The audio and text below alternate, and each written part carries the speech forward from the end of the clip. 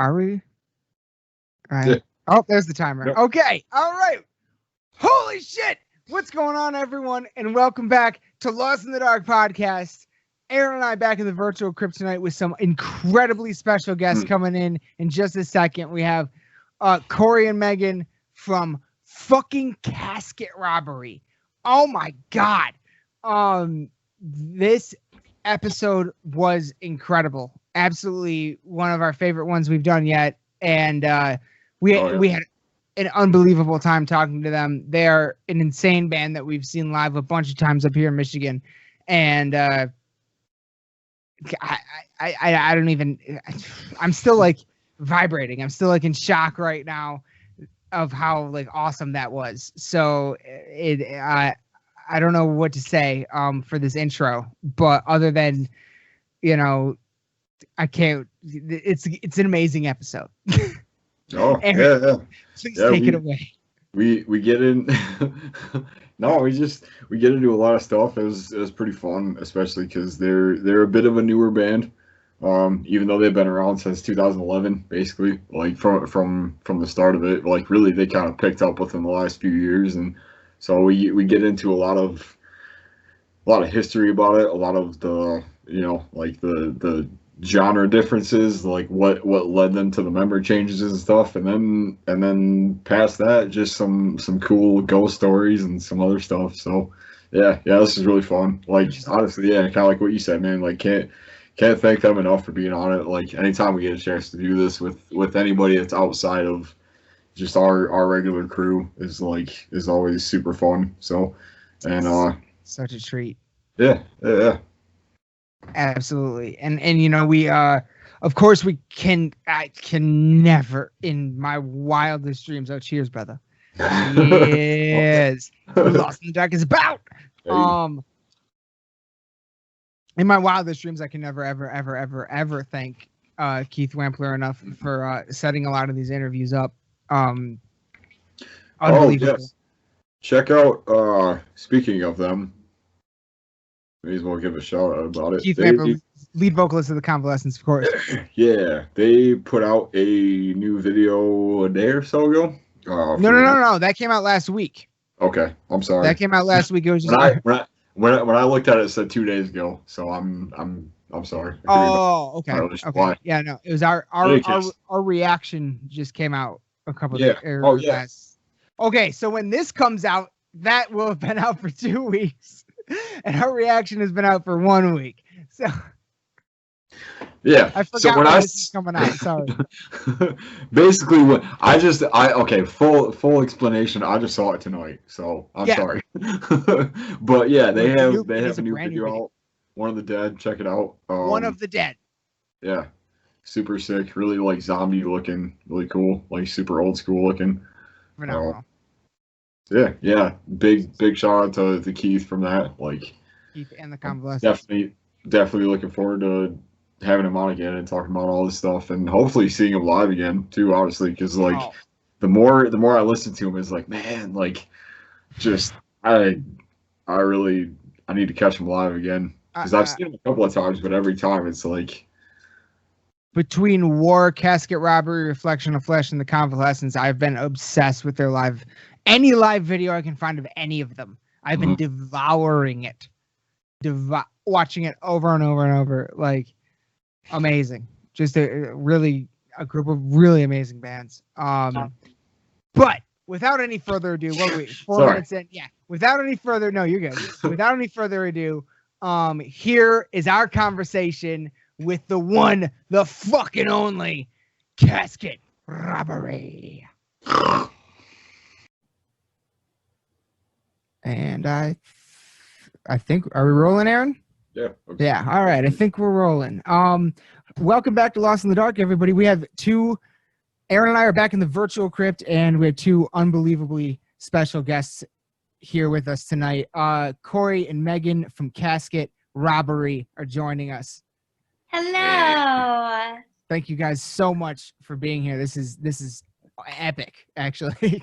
Oh, thank you for having us. Definitely. And whenever whenever we have someone new on that I haven't really talked to much before or anything, I do always like to ask where how did you get your start? How did you get introduced into heavy metal? What are your heavy metal origins, if you will? You go ahead. For me, it was really just learning guitar.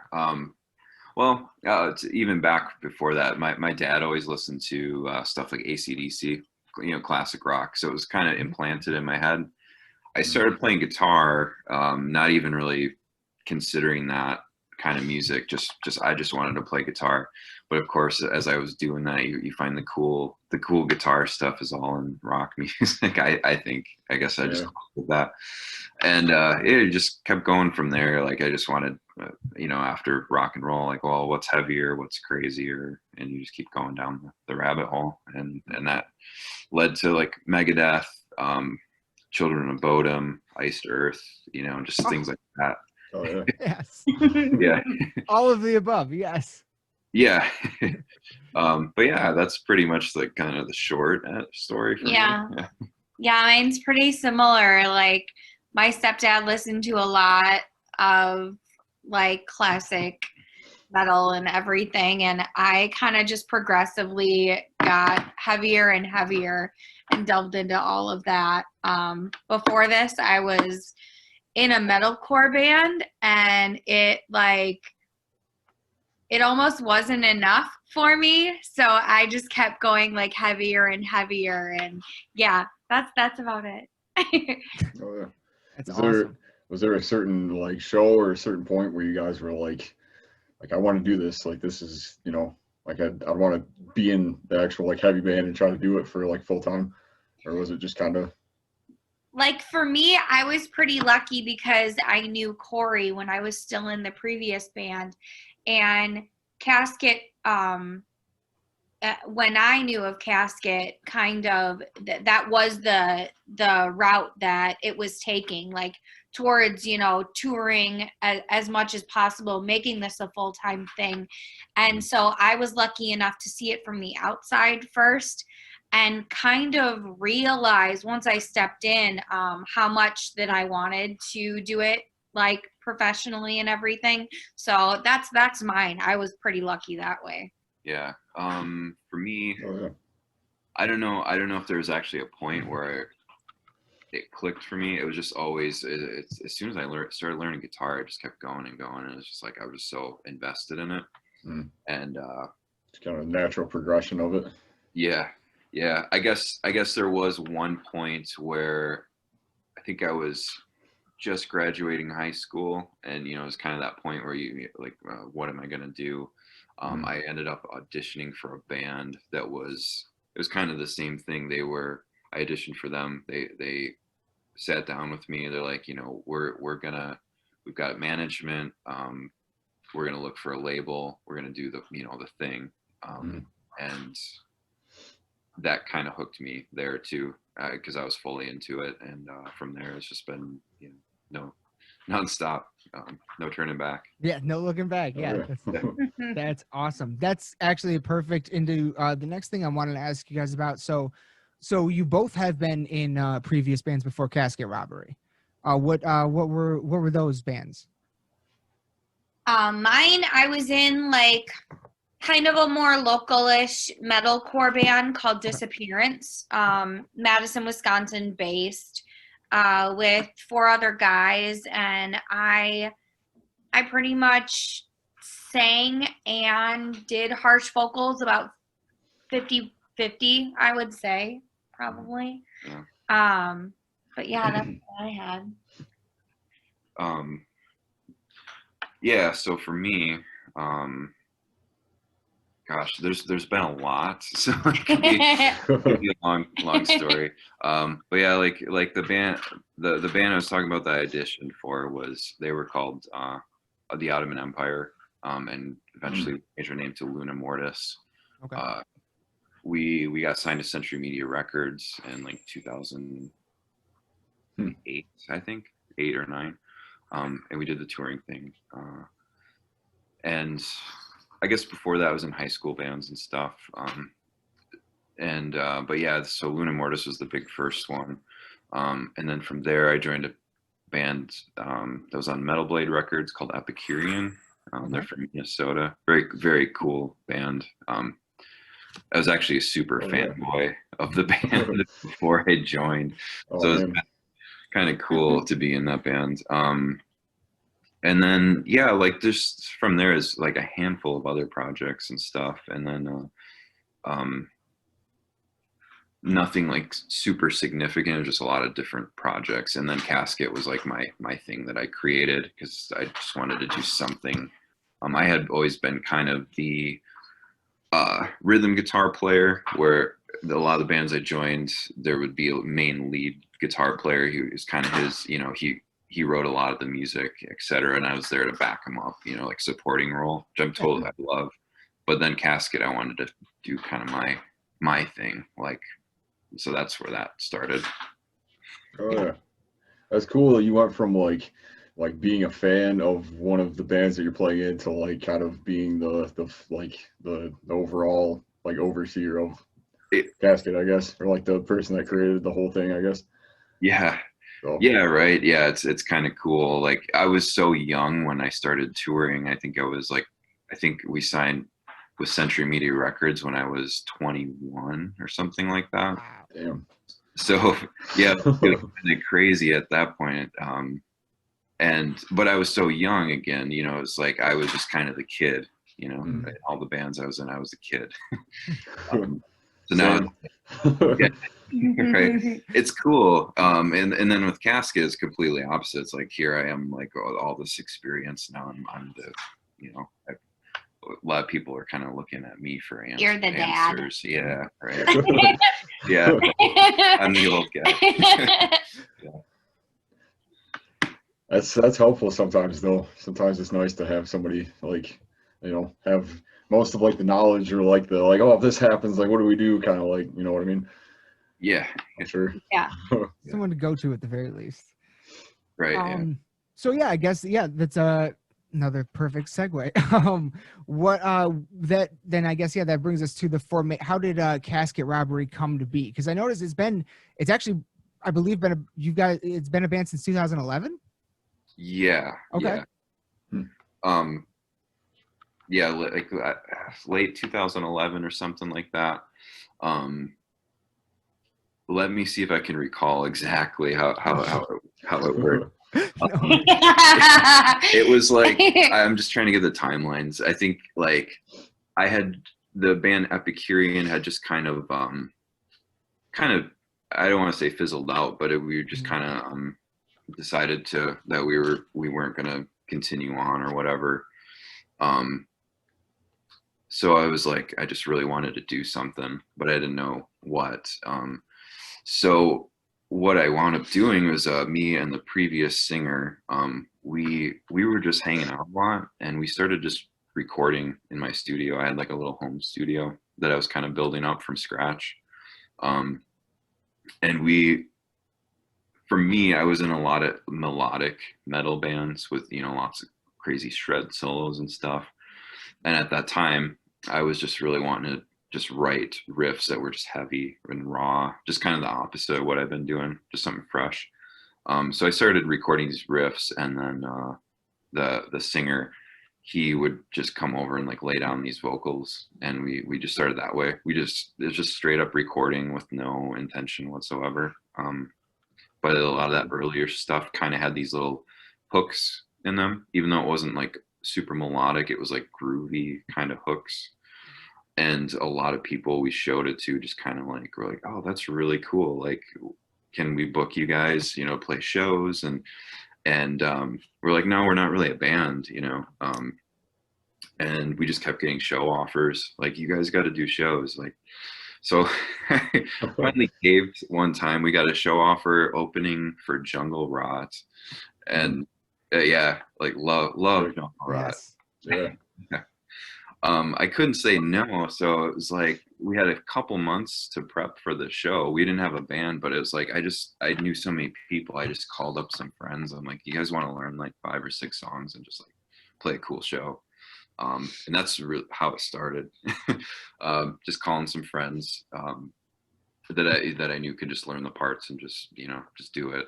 And from there it was like just nonstop, you know, just more shows coming in. We're, you know, building more and more. Well, hello. Look at visitors.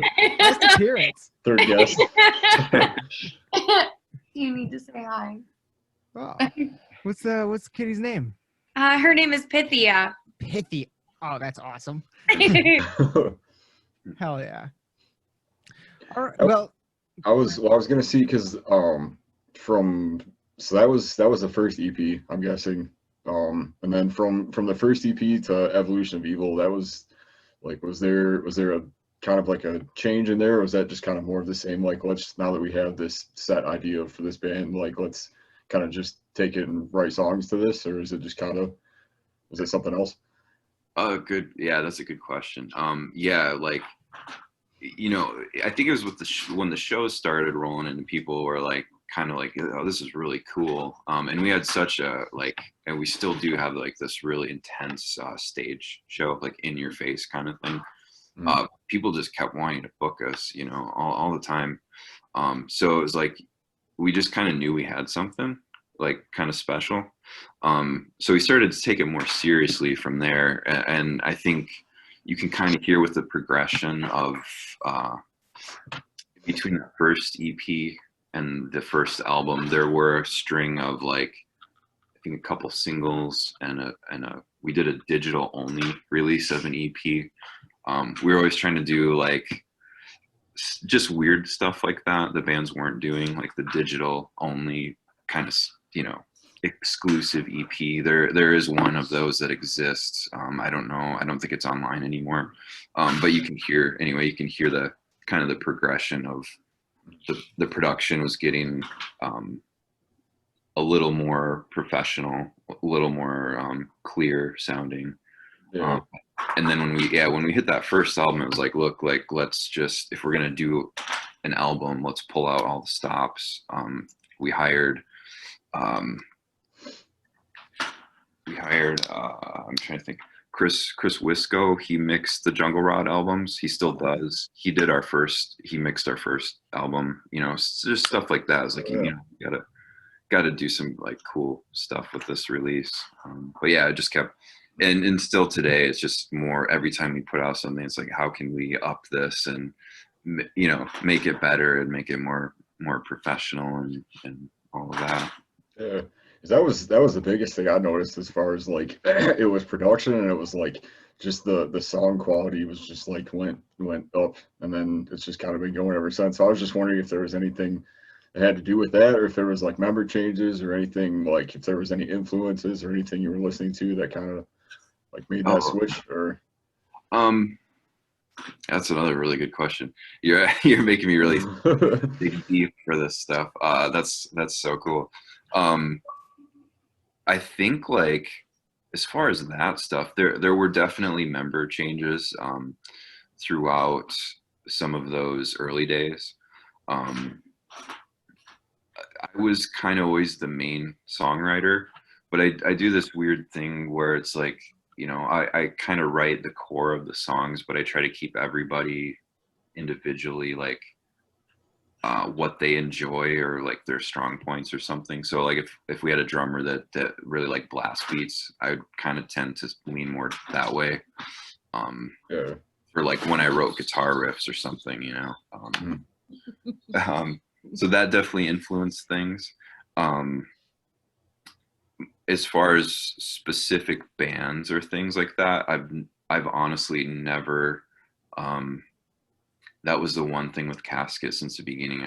I kind of flushed everything away because, like I said, I had always been the melodic, like Children of Bodom,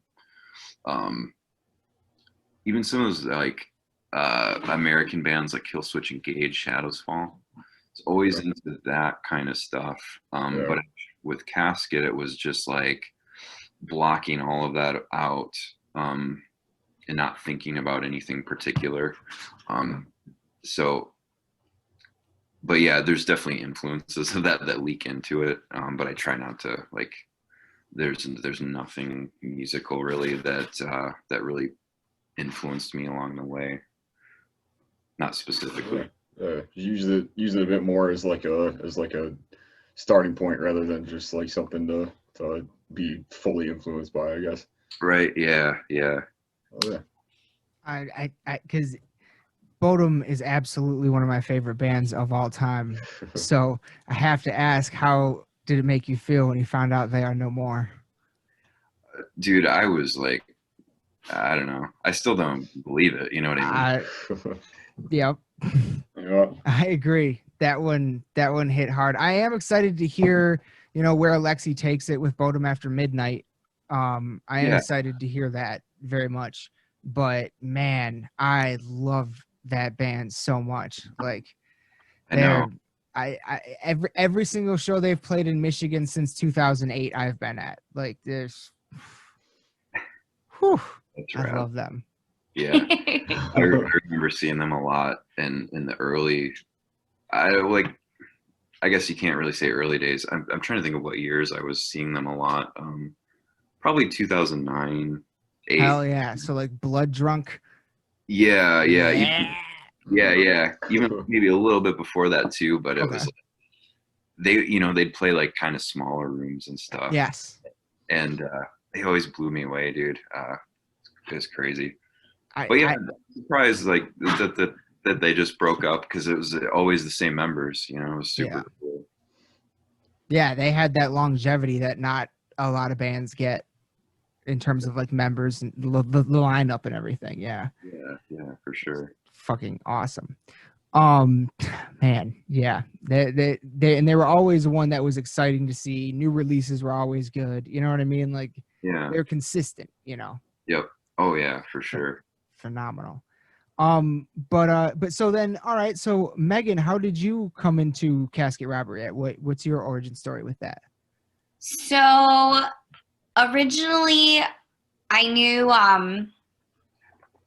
obviously I knew Cory, and when the previous vocalist left the band, there was a little bit over a month-long tour set up, like 3 months after that. And Cory initially asked me if I would be interested in filling in on vocals and learning all the material. And so, yeah, I knew most of it anyway. But it was definitely different going completely to harsh vocals and learning how to do a set, like doing all of that.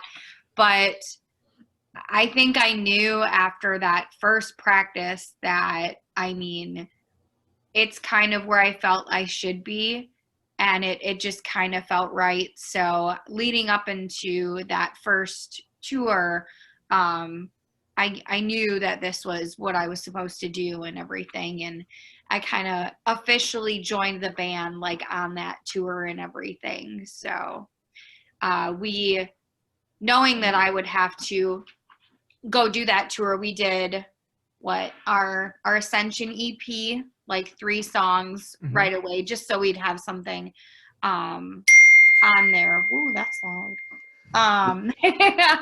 So that we'd have something with me on it to showcase that. But yeah, I kind of got thrown in really quickly and just held on for dear life.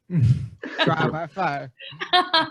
Was the re-release, did that have anything to do with you joining, or was that done after the fact? Like, was that part of the change, I guess?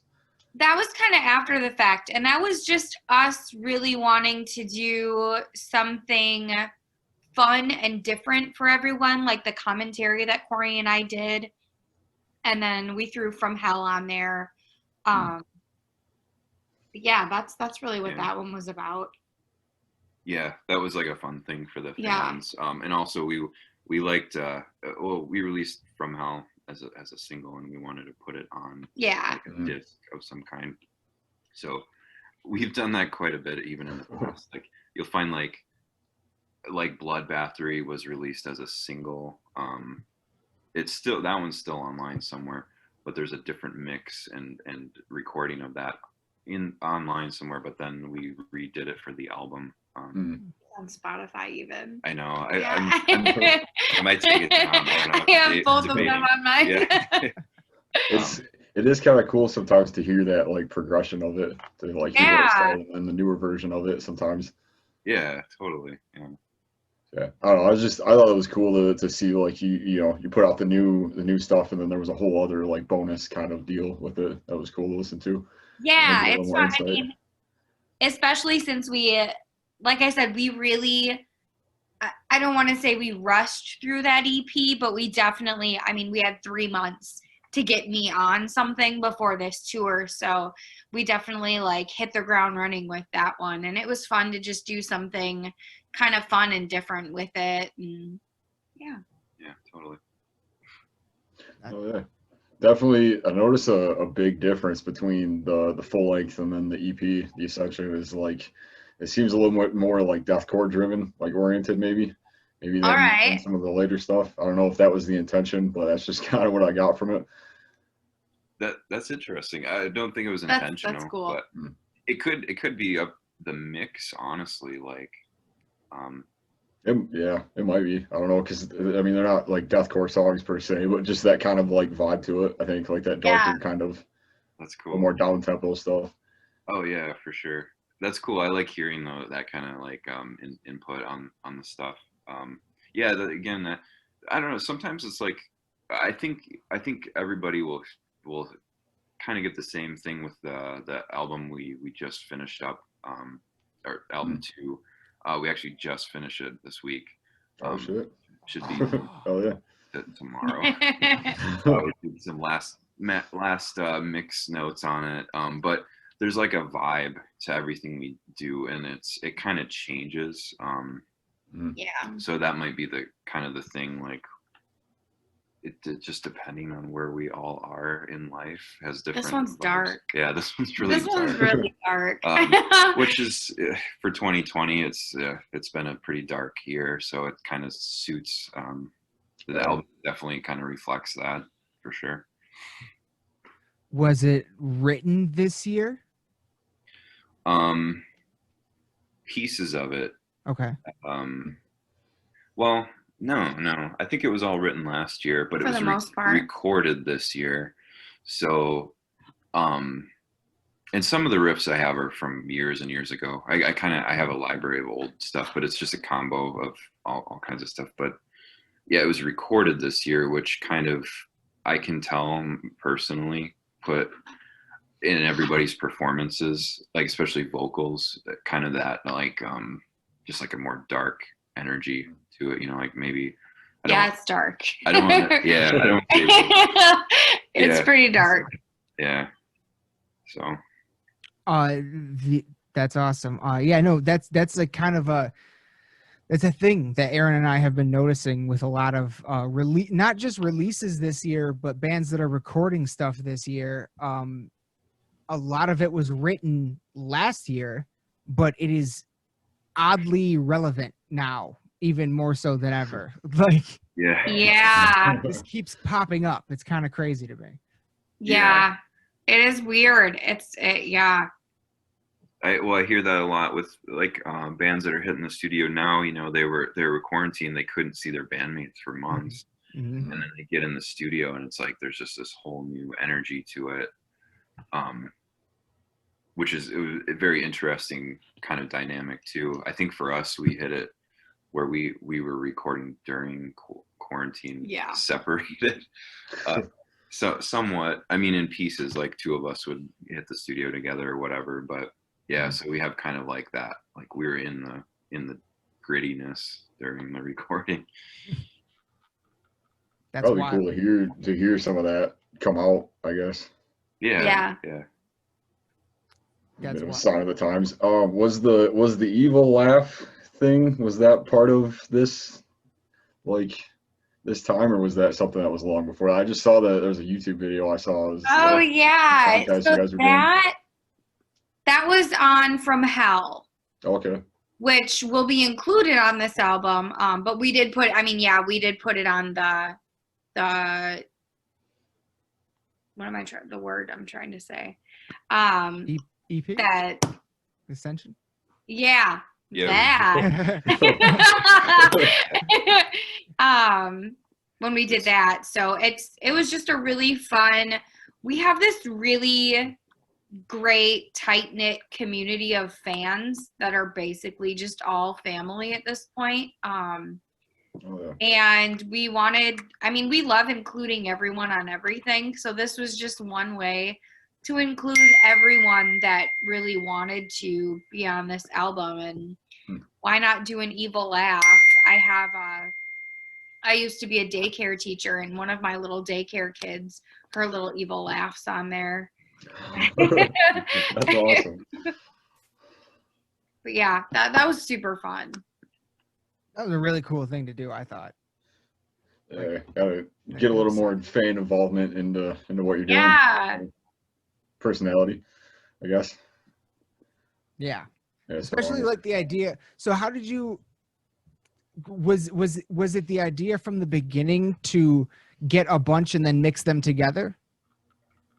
Yeah, Okay. and I think the idea in the beginning was like I was just in the studio and decided that it would be fun to add a laugh somewhere. And then we're like, well, why don't we just like add a bunch and then take everyone's and mix them down so that it fit into the actual song. And yeah. Yeah, we had a lot of people submit stuff, so it's kind of like it's all mixed into this one little tiny segment, but it sounds kind of cool mixed in there. It does. That's sick. And laughing, I mean, it's just fun. Before I was in Casket, I actually did the clean vocals on Evolution of Evil, and then in Annabelle, that's me who's whispering, and the little girl giggle, that's me. I was gonna ask about that. Oh, yeah. So it's super fun. That was another one of those things. It's like, oh, I really need like or I don't know if it's me or the singer. Previously, we wanted like the laugh and the giggle and stuff, and it's like, well, where are we gonna get it? And then I was working on it. And I'm like, hey, Megan, come in here. And yeah, that's how that worked out. That's awesome. That's fucking sick. That works really well. Yeah. So I guess the next question I got for you, at least, is well, yeah, no. So yeah, you guys already said, so you have recorded an album over this pandemic situation. So you guys have been working on that. That's fucking awesome. Aaron and I actually, I know you've played quite a bit in Michigan, where we are. Aaron and I actually even had tickets for one of your next shows here with Jungle Rock Convalescence and all that stuff. That was one. That lineup was nuts, just nuts. Oh, like, yeah. oh my God, that was a crazy lot, like unheard of, like really outside of festivals and stuff. But that was insane. We were really excited. Oh man, yeah. I hope that tour still gets to happen next year or something, because oh man, all the bands on there were amazing. For sure. Yeah. Were you guys? Oh shoot, sorry, I gotta plug my computer in. That's terrible. Were you guys supposed to be on this year's Metal Fest, or was This year Metal Fest? Yeah. Yes. Okay. Yeah. Yes, we were. Yeah. Yeah. We are regulars of that one. We unfortunately, I mean, we were set to be on a lot of really cool stuff this year, and I mean, we'll just hopefully we're all gonna hope that everything happens next year. So yeah. So are we. We were really looking forward to those Jungle Rot shows. Oh, yeah. Playing with them, and I'm not super familiar with them. I wasn't like, I didn't really like, I knew of the name and stuff, and I knew that they were around, but I hadn't really listened to them. So I was looking forward to getting a chance to see them live and getting that kind of experience. Like getting into them from seeing them live would be cool. Yeah. Yeah, dude. I think that's the best way for Jungle Rot. They kind of have like that just aggressive, really stripped down. It's just perfect for live, and then they sound so good live. Oh yeah, I'll have to look into it. Is there like an album you would suggest, or like a couple songs, or like? The one that I really loved, hopefully I get this right. I think it's Kill on Command. It's got like a blue album cover. Yeah. Okay. Yeah. Yeah. I have That was like yeah. That was like the one that I had seen them live. Again, I hadn't been like I guess super familiar with them, but I saw them live, and then they were on that album cycle, and I grabbed that album, and it's like just blew me away. So that's still my favorite. Oh yeah. All right. That is one of the best ways to get into a band. That's awesome. Yeah. Totally. But so does okay. So I do. 1 second. No, you're good. One thing I do like to ask about too is does the name Casket Robbery have any special origin or meaning? Like where did the name come from? Because it's a fucking great name. I love it. Yeah. That's such an awesome question, and it's like every time someone asks, there's not like I don't have like a super clever answer for it. It was just like it's funny. The previous singer and I were just kind of we were doing the recording thing. We had already recorded a bunch of stuff, and we were like trying to find a name for it, and we were like kicking around all these different names, and I think one of the first ones was like Zombie Christ. I'm like, okay, cool. And then we came up with Casket Robbery, and it's like, oh wow, that's cool. And I'm like, I bet that's taken though. I mean, it has to be taken by a band already. So I did the Google search and all of that, and nothing. And I'm like, how's there not a band called Casket Robbery? And it's so perfect, right? And that's it. That's the story. That's hilarious because that's what we all do whenever we come up with a name for something. We're all right, who else has done it? Exactly, yeah. And something like that was like so common. I'm like, there's got to be like 50 bands named that already, but there really isn't. At least I haven't come across anything. And I when I Google our name and stuff like that, or I've never come across anything. So I think it's all good. No, yeah. When you Google Casket Robbery, yeah, it's nothing but you guys and your sites and the articles written about you and everything, which are phenomenal. Yeah. So that's okay. So yeah, not a crazy story, but still kind of cool. Like because it's kind of like that's the kind of the story that a lot of us have. You know what I mean? We just start spitballing ideas, and then once we hit one where we're like, oh shit, and then you Google it and nobody else has it, you're like, okay, like that's the process. It seems. I always say we have to like make up just some like absolutely ridiculous story to start telling people. Just completely ridiculous. It could almost like you could almost like make it a music video. Yeah. Like do a music video about the origin of the band name and just have it be a crazy fictional story. Yeah. That'd be sick. That'd be fun. What are we talking about? I just asked about the origins of the name. Oh, okay. Yeah, and there's no big crazy story, but the story is the same as all of us. It's you come up with a cool one, you type it into Google, nobody else has it, so you roll with it. Fair enough. Is that what you guys did with Bog Wraith, right? That's what you did with Bog Wraith. Well, that was a magic card. And they that's right. Yeah. They had the name before I joined, and I was like, that's pretty cool. Like, I got a problem with it. So it is kind of one and the same. That is, I thought like a lot of, it's like, let me just fact check real quick and make sure nobody else stole this, and then Right. So. Or make sure you're not stealing it, like other way around too. Yeah.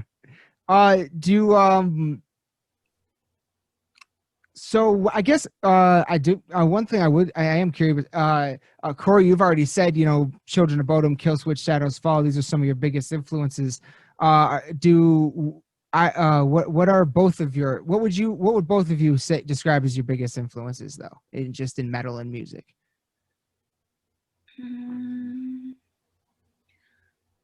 Like vocally, I mean, I listen to a super wide range of metal. I'll go like deathcore to death metal, like, I don't know, some prog, I guess, not a whole lot, but I think I probably listen to a lot heavier stuff lately than you do, even. Oh yeah, yeah. I like. So sometimes you don't want to admit it, but I find lately I'm listening to like The Police. And, I just picked up the Outfield. I don't know if you guys remember that song called Your Love from the 90s. They're a pop Is that from the 90s? band.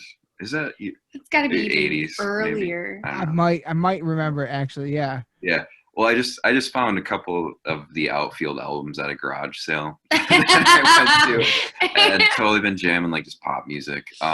Yeah, so that's kind of sad, but like Cannibal Corpse, I take a lot of inspiration from that. Vocally, I think that comes across a lot. Like, yeah, I've been getting into like Thy Art is Murder, Enterprise Earth. I've been listening to Oceans of Slumber a lot lately.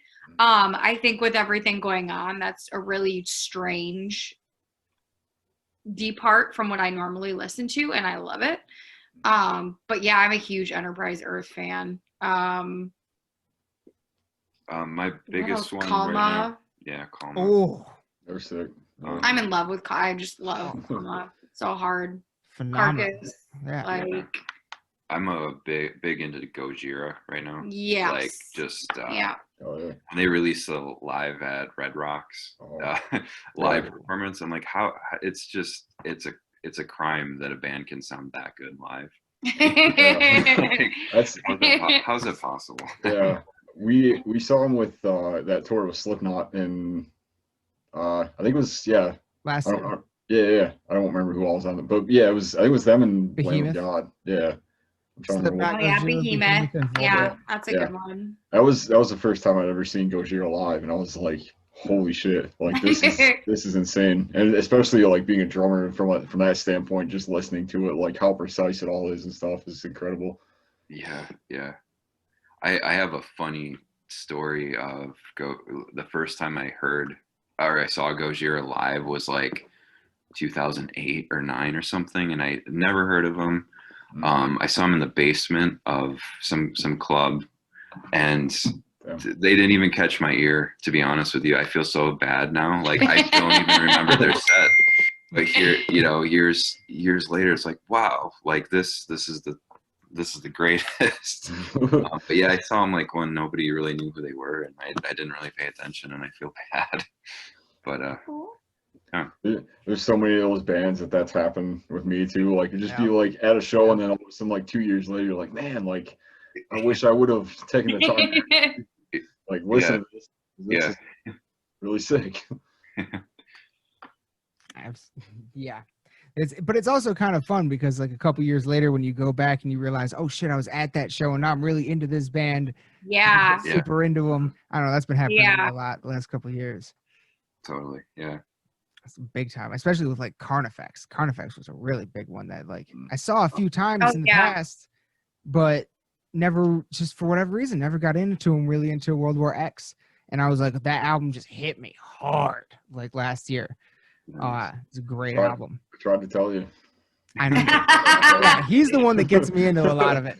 I'm like, man, you gotta look at this. You gotta like. He's like, yeah, I will. Credit where credit's due. Absolutely. Aaron, what else you got? I wanted to ask you guys about the coffee. Oh yeah. That's awesome. And like, how did that all come about? Well, honestly, like we're very lucky to have Keith Wampler as our manager from the Convalescents. Huge shout out. Yeah, big shout out to those guys. He's been helping us a lot. We started working with him in 2019. It was 18 or 19. Probably end of 18. Yeah, end of 2018. And he kind of he's been putting us on some great tours and stuff like that. And the coffee thing was actually just from him. Like I got an email one day, and it was like, hey, like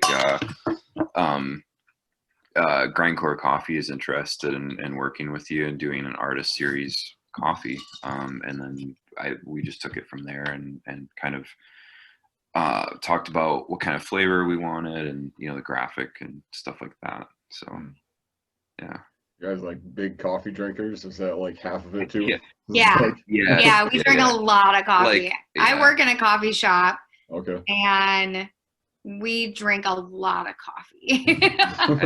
Even on tour, we drink a lot of coffee. And it's like, I think at least 4 of us in the band all drink black coffee. So we're like the psychotic like coffee drinkers.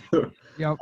Then that's what influenced our coffee has, like, it's a medium blend or medium roast, which is kind of cool for everybody, in general, but it's got the high caffeine content or extra caffeine or whatever. So it definitely gives you a little kick, which is cool. Nice. Yeah, I was reading up on it as far as like flavoring and stuff. Some big it doesn't taste bad. Yeah, I was really excited. Like, I mean, we're definitely like self-proclaimed coffee snobs, and it's really good. Yeah. Oh, yeah. What's real quick? Because I'll have to order some. I've never been like a I like coffee. I've never been a big connoisseur, but recently, have you ever tried that Laird Hamilton? No. Oh, you gotta try the Laird Hamilton dark roast. He's like he's like a health, like crazy workout guy. Like, he's done a bunch of stuff.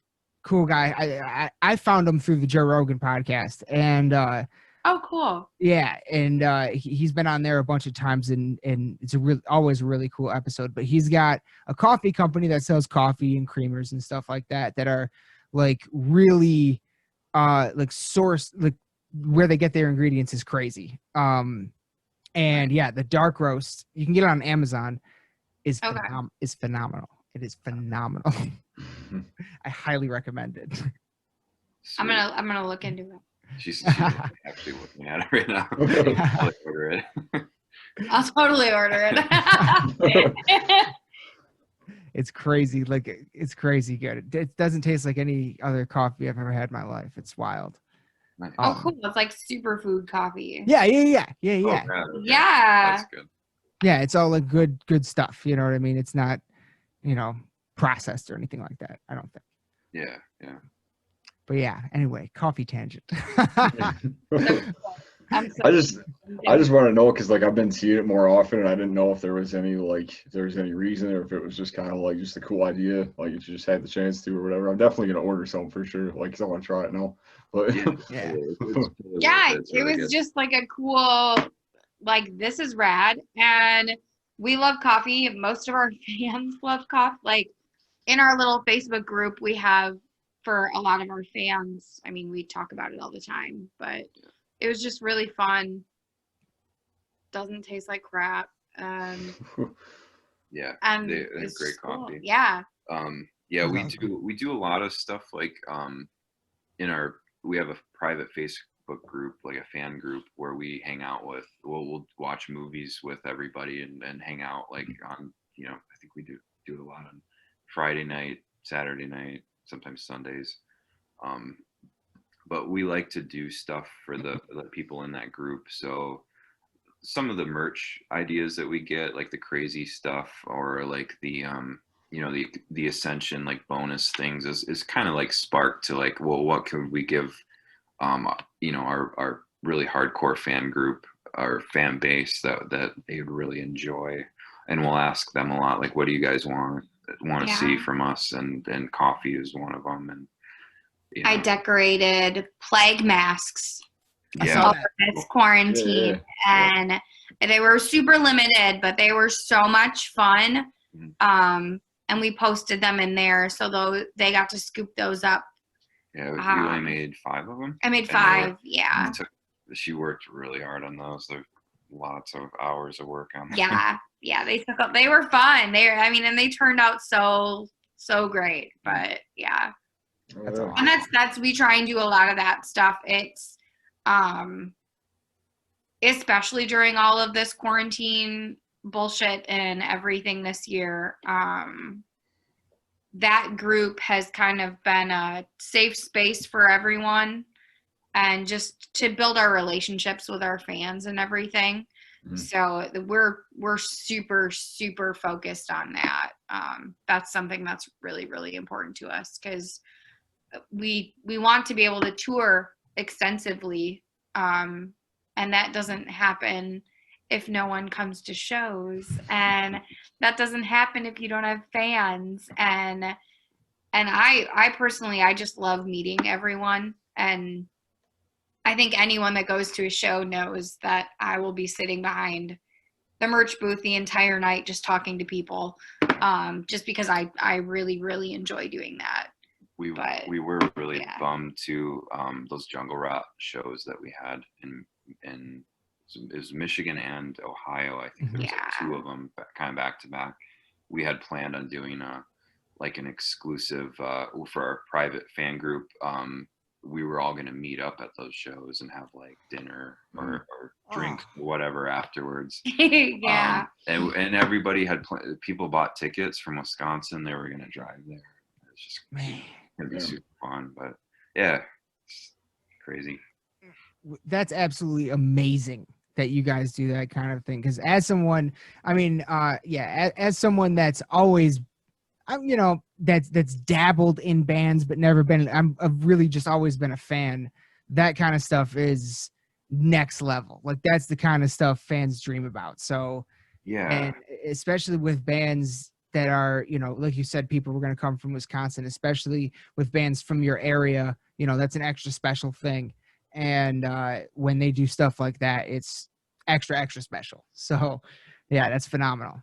That's phenomenal. Thank you. Yeah, thanks. Yeah, we put a lot of effort and attention into that specifically. It's really, really important to us. Yeah. Holy cat.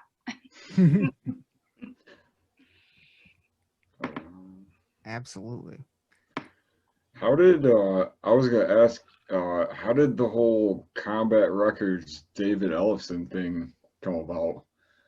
Oh yeah. Pretty wild. I imagine that was probably like Yeah. what? Yeah, they're awesome.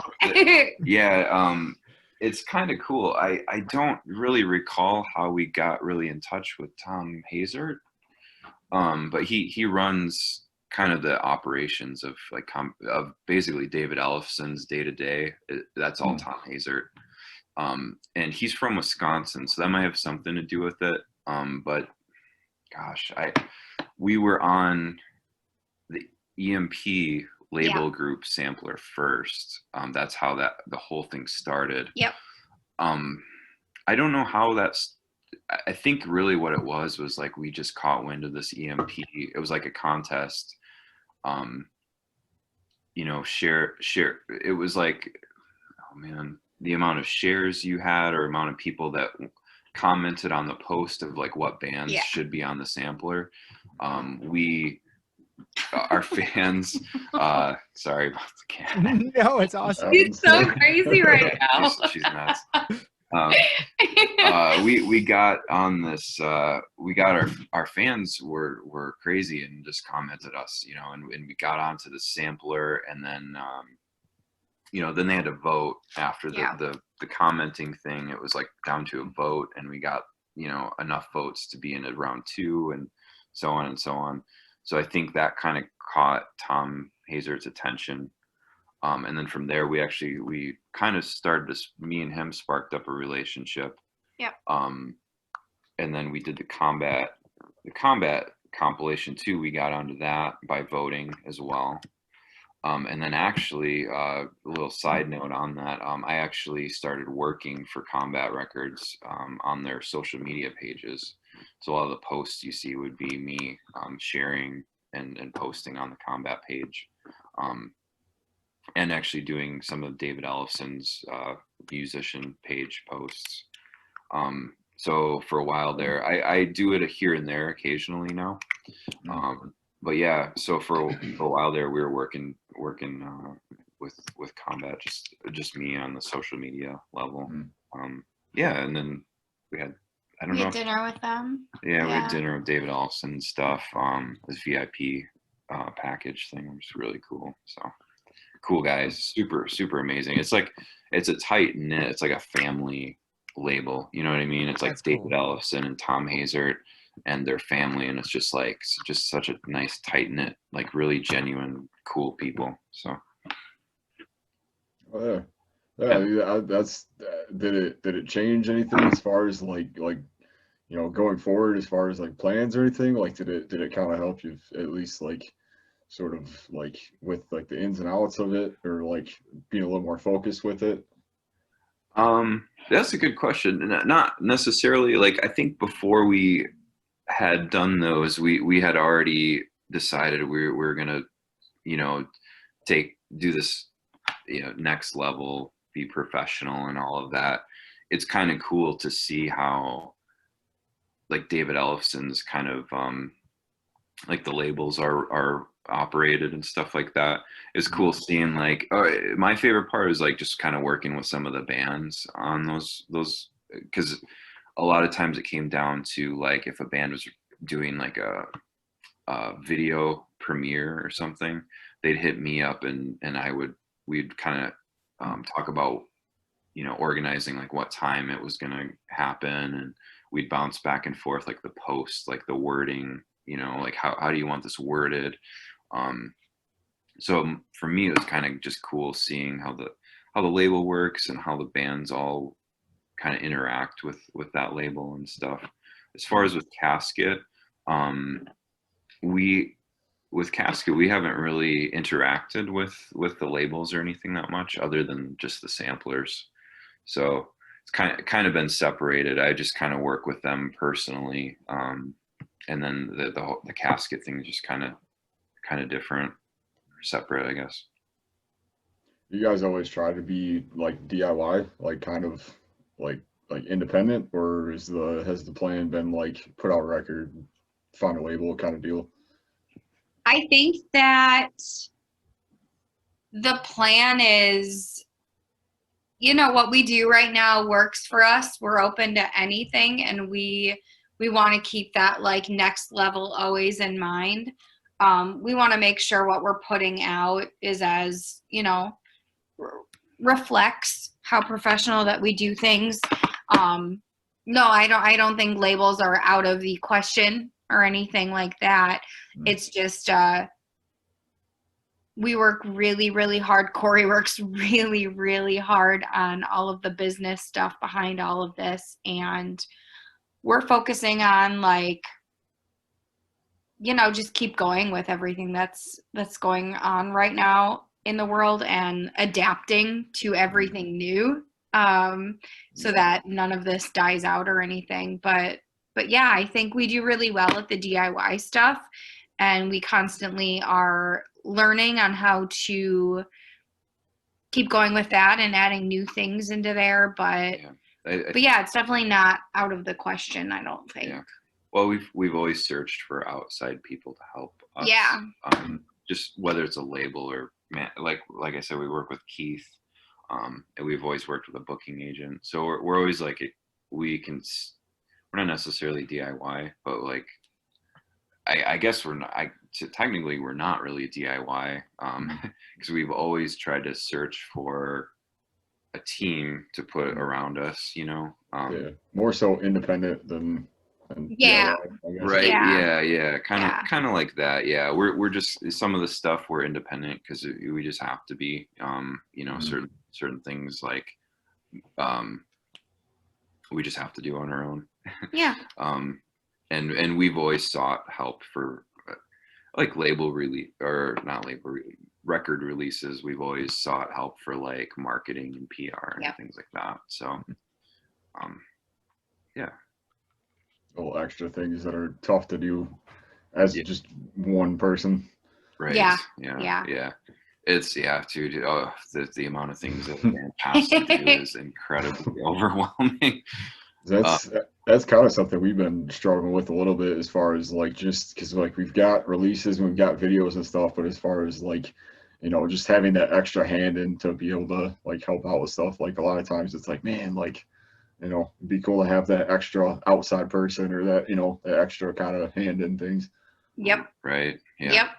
It's very beneficial to like I've never been one to like, oh, the band has to call all the shots, and we've got to, like that kind of thing. Like I feel like it's better to have outside influences come into the, like, booking and management. Like, hey, that way you got an extra dude that's not even like part of the band that's like, hey, why don't you try this? Have you ever thought about this? Or you're booking these tours, but have you tried the West Coast or the East Coast? Just random stuff like that. It's nice to have like an outside person you can be more someone to be objective. Yeah, we like, it's really easy. Like we struggle with this sometimes with like Cory said, our album's done and everything, getting mixing notes and things like that. It's really hard for us to sit and listen to these 500 million times in a row, and at the end of it be objective and be like, well, you're just being an idiot. That sounds freaking great.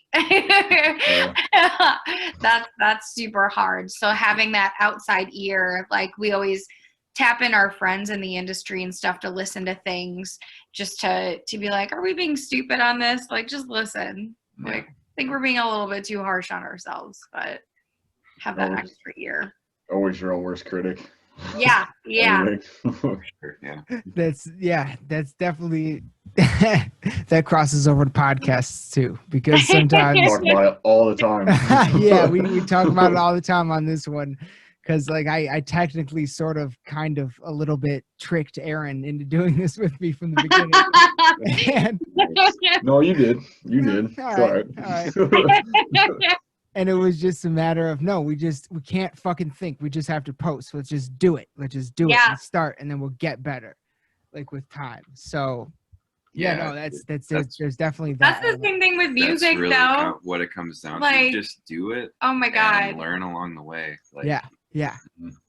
I was like banter on stage is a huge, like, I was frigging terrified. So if you look at, like, don't ever look at this, any of my like first band like live videos, just in like the band, like so cringy, like Megan, oh God. But like, you just do it, you throw yourself into it, and it gets a little bit better every time. But oof.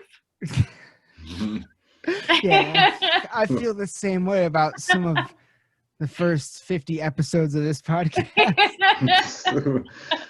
It's like, whoa. But absolutely, no, it's a process, and that's where the passion comes in. Like you see that, you start to once you start to recognize that, you're like, ooh, like this is something I can grow, nurture, and like expand on and change and evolve. That's where the art comes in.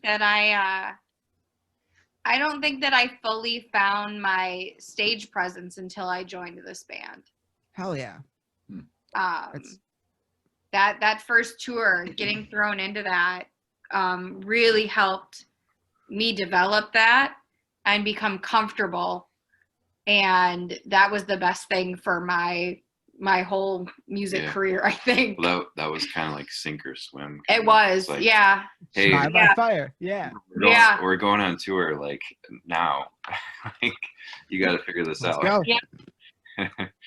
Where was that tour? Where did that tour take you? All over the United States. We pretty much did a big loop. It was a little bit over a month. But we pretty much did a huge circle around everything. Not fully like Pacific Northwest, but we ended in, we played New York. Okay. Oh yeah, we did. And we did Boston and all of that on that one. But and ended in California. We ended in California. We ended in San Jose. That was the Viper Room tour. Oh yeah. Whoa. We got to play the Viper Room. Whoa. Yeah. Whoa. That was rad. Holy shit. Bucket list. Yeah. And our name was up on the marquee thing. Like there's pictures of that. Yeah, we got pictures. That's amazing. Yeah. That is amazing. I'm so And happy. it's haunted as F. That place is I don't know really if I can actually swear, haunted. but it's Yeah. that place is haunted. Like, whoa. That is something we will get to later in this Good. But yeah, no, okay, so right there then, yeah, what's like, God, that must have been nuts, the Viper Room. So what's like the what's your favorite show experience you've ever had playing a show and as a fan? Playing, probably, I loved Viper Room. I loved opening for Cannibal Corpse. Oh my god. Yeah, that was good. We did that last year. No, year before last year. Yeah. In the fall. 2018? Yep. Yeah. Okay. And I wanted. It was either October or November. It's always when they tour. That was nuts. Yeah. That tour was cool how they laid it out because it was three bands. It was Hate Eternal, Cannibal Corpse, and Harm's Way, and then every city they had a local band open. So we got to do our hometown gig. That Madison. Yeah, it was sold out. Sold out show. Yeah. What? We had we went to that tour, the Michigan one. Nice. And some of our buddies in a band called Recorruptor, another Lansing band, opened that show. Oh, rad! And oh my God, what an amazing show! Like that was what was the venue you guys played in Wisconsin? It's called the Majestic. Oh, no way! We have one of those here too. We've played it a couple times. It's what was it? The cap at like 600, 650, 600. Yeah. It was packed before we even went on. Like that's how hyped the show was. It was such a sick show. That was like, I've seen Cannibal a few times, and that was like the best show I've seen them. Yeah, we saw Cannibal with just on. Behemoth, right? Yeah. We did. It was cool too. It was weird though seeing the dynamic from Behemoth to Cannibal. They're so different. Yeah. That was weird. But coincidentally, that's one of my favorite shows as a fan.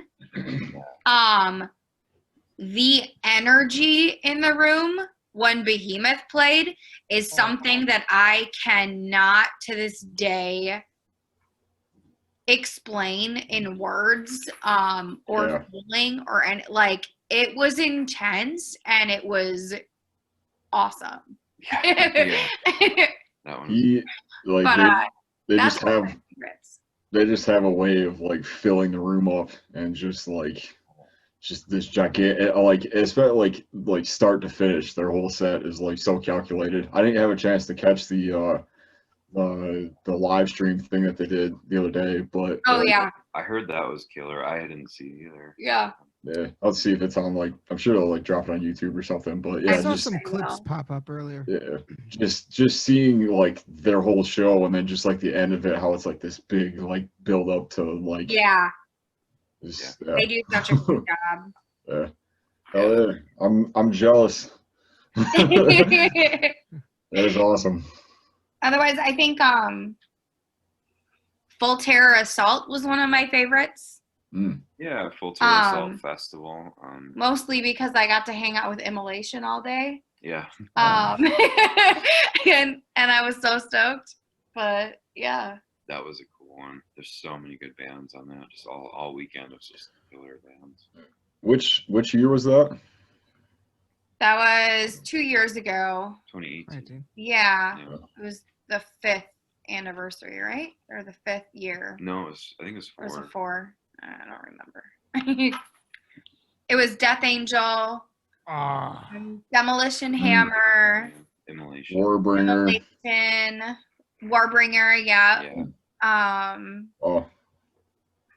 the Antichrist, because we played with them both nights. Yeah, that's cool. The new Death Angel album is sick. Yeah. Yeah, dude, I'm a huge I'm a thrash head. Like, yeah, me too. I love thrash metal. Death Angel, like I think I first listened to them on Act 3 when I was a kid. I got like a cassette tape, Act 3. I'm like, who? I didn't even know who the heck the band was. I just found like, oh, Death Angel, that sounds cool. And I listened to it. I'm like, wow, it was so different, like thrash metal, but different. Yeah. And yeah, I was hooked since. That's awesome. Yeah, I don't go that far back with them. I kind of got into them more recently. But have you guys heard of this documentary called Murder in the Front Row? I've heard of it. I haven't seen it though. You need to see it. Super good. Yeah. If you're a thrash head, it's okay. I mean, have you seen Metal Headbangers Journey? Yes, love that. It's up there with that all day. And that's, obviously. For me, it's my favorite documentary of all time as a metalhead. Like, Metal Headbangers Journey is the greatest thing ever. So, but yeah, Murder in the Front Row is definitely right up there with it. It really gets into the story of the Bay Area thrash metal scene and how it really all came to be. And everyone's in it. It's awesome. I highly recommend it. Very cool. Yeah. I just wrote it down. So it's cool to chat with you guys. I'm just like writing stuff down. I can check this out. Yeah. Hell yeah. That's a cool one as far as like it really showcases like the history of like thrash, like pre Big Four and then kind of after that a little bit. Like it does a really good job of like talking about like Exodus and just like all the earlier kind of like things that led up to it. So it was really sick. That's cool, man. Yeah. You'll dig it. I got a cool story about I don't know if you guys are into Warbringer. Oh yeah. When the band I was in, Luna Mortis, signed to Century Media, that was kind of when they were taking off and doing their thing.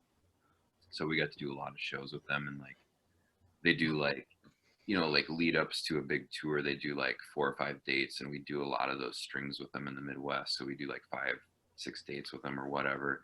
We got to hang with them a lot. They were the coolest dudes ever. One of my favorite bands of all time. Just like they're so cool live and such cool dudes. And we got John Locks. He's not in the band anymore, but he was in the early days. He did a solo on the first Casket album. So kind of a cool little fan. The song's called Pray for Death. He laid a solo down for that. So that's amazing. Oh yeah. That was when he was in the band, or that was after? That was after he left the band, and I had hit him up, just because me and him, like, we talked a lot when we did those shows, and it's like, dude, you want to, you know, lay the solo down, and he hadn't played metal in a while, because after he left Warbringer, I think he just kind of took a little bit of break, and he was just like stoked to like lay down the sick solo. The solo is so crazy. I had to play it live for a while, and I was like, man, this is just, it's intense. So he's a good dude. That's awesome. That's awesome to hear. Aaron, what else you got? Did I ask you guys about the From Hell video yet? No. No. I wanted to, because that was the first thing that I saw when I like looking up on YouTube and stuff. That was the first thing I clicked on, and so sick. like, yeah, Sweet. honestly, yeah. Oh. Like, where was that all filmed at? Was that all like close to where you guys are at, or was that somewhere? Yeah, like, yeah. That was an intense video to do. It was so much. Yeah. Do you want to tell the story? I thought it would be a good idea. Like I said, I really like coffee. So that morning I had like coffee, and then on the way there I had more coffee, and then I drank an energy drink, and then I'm like, yeah, I'll be fine. I'm going to drink another energy drink. No. It's not a good idea. It's not a great idea at all. I'm like dying in between takes. I would go lay down because I thought I was going to puke. We were throwing ourselves everywhere. Like all of us were just like dead after every take because we just literally just throw ourselves all over the entire set. That's awesome. It was funny. I remember about it was we were kind of setting up the shot or whatever and getting everything set up, and the director Eddie, he's so much fun to work with. he said to do like a run through of it or whatever. But I didn't know if we were like actually filming. So we did the run through, and he's like, yeah, hey Cory, I'm gonna need you to kind of, you know, amp up the energy a little bit. I'm like, oh, I didn't know we were rolling yet, dude. I'm like, okay, like no problem, dude. And then we hit the next take, and we were just like psycho. And then I remember that take just being over. He's like, holy shit. He's like, okay. And then that kind of set the stage for the video. And I remember this dude, like with this camera, he would gosh, we were kind of set up in a corner, and then he was in front of us. So he literally, for like, I don't know how long we shot this video, 6 hours, he just run back and forth. He just ran. Like back and forth, back and forth. So if you watch some of those shots, they're kind of like panning, you know, sideways or whatever. Yeah. This dude just nonstop, and after every take, we were just like laying on the ground, like just dying. Like, oh man, just complaining the whole time, but it was so much fun. Yeah. Complained a lot. Yeah. It was I like a lot of the visuals in it. A lot of like the extra added stuff is cool, and then just like the straight band shots is just awesome to see. Like just getting into it. Yeah. Coloring and stuff is cool. The end, I think, the end, I almost lit my hair on fire. That was fun. All the candles and stuff. Yeah, because he's like, I was laying on this concrete floor and then surrounded by candles, and he's like, okay, blow that one out. I'm like, okay. And then he's like, no, blow the one out in front of it. And I'm like, just surrounded by this fire. I'm like, this is great. Huh. Yeah. We're pretty stoked. We're definitely I don't know, maybe I think all the videos for this next album. Yeah. Eddie's gonna do them. Nice. He's got such a cool eye, and he's got like, we have some locations already scouted for the next video we're gonna do for this album, and he's really pumped about them. It's gonna be cool. Yeah. Any more warehouses or fields or forests? Probably. In metal videos, what else? Those are like your two choices. Yeah. Right? I'm only saying that because we just finished doing one that was like, oh, like great, another warehouse, like. Yep. Absolutely. You kind of run out of like ideas. Yeah. I don't think we've done it. Have we done an outdoor video? I don't think we've done an outdoors one. That's next. I did with my old band, but not with Casket. Yeah. No, not with Casket so at all. we will. I think I'm not quite sure, but we probably will have like an outdoors one. That'll be a new one for us. But. Oh, yeah. Have you ever had any ideas for like because Aaron's band Bogwraith did this one video for a track called Flesh that was more like on the comedic side, in my opinion. I'll just speak for myself. In the vein of the Dahlia video for like what was it, Aaron? What's the song I always compare it to? Statutory Ape. Maybe. Yeah, that video, because that's their funny video with the guy in the gorilla costume. Yeah. That's I get that feeling from it. Have you guys ever considered doing a video that was more kind of on the comedic side? That's a good. We probably should. We had a lot of, in the early days, we did a lot of more like tongue-in-cheek kind of funny stuff. Like, I don't think it was tongue in cheek in the early days. I think it was full cheek. Yeah. Like we had the song, the Billy Mays song with like, this is one of my favorite achievements in life was the Orange Glow breakdown. I told the band like we need to trademark that specific. Like, I was gonna ask for that. Yeah. We have a guy that comments Orange Glow on everything we post. Yeah. That's like a pretty, but yeah, that would be perfect for that. It would, yeah. We kind of throw in some little funny things into some of our. We do, yeah. I don't know. We haven't actually talked about that, but now maybe that you mentioned that, maybe I'll put that on the table. That's a good idea. You know, it's one of those like we're doing a video but it doesn't feel like it kind of things. Like yeah, it's kind of weird. And And I mean, at least as a fan, I can say it's one of my favorite. Like I feel more like whenever I see a band do that, I feel like they're easier to connect with for me. Just because Yeah. it's like, you know, it's kind of funny what we're doing here, but like it's awesome, it's amazing, but it's kind of funny. So let's have fun with it. You know what I mean? And as a fan, I just really always enjoy seeing that kind of thing. So yeah. Black Dahlia Murder is like perfect for that kind of stuff. They're Oh. so cool. And Trevor online is so funny. His interviews and stuff. Oh my gosh, cracks me up every time. absolutely.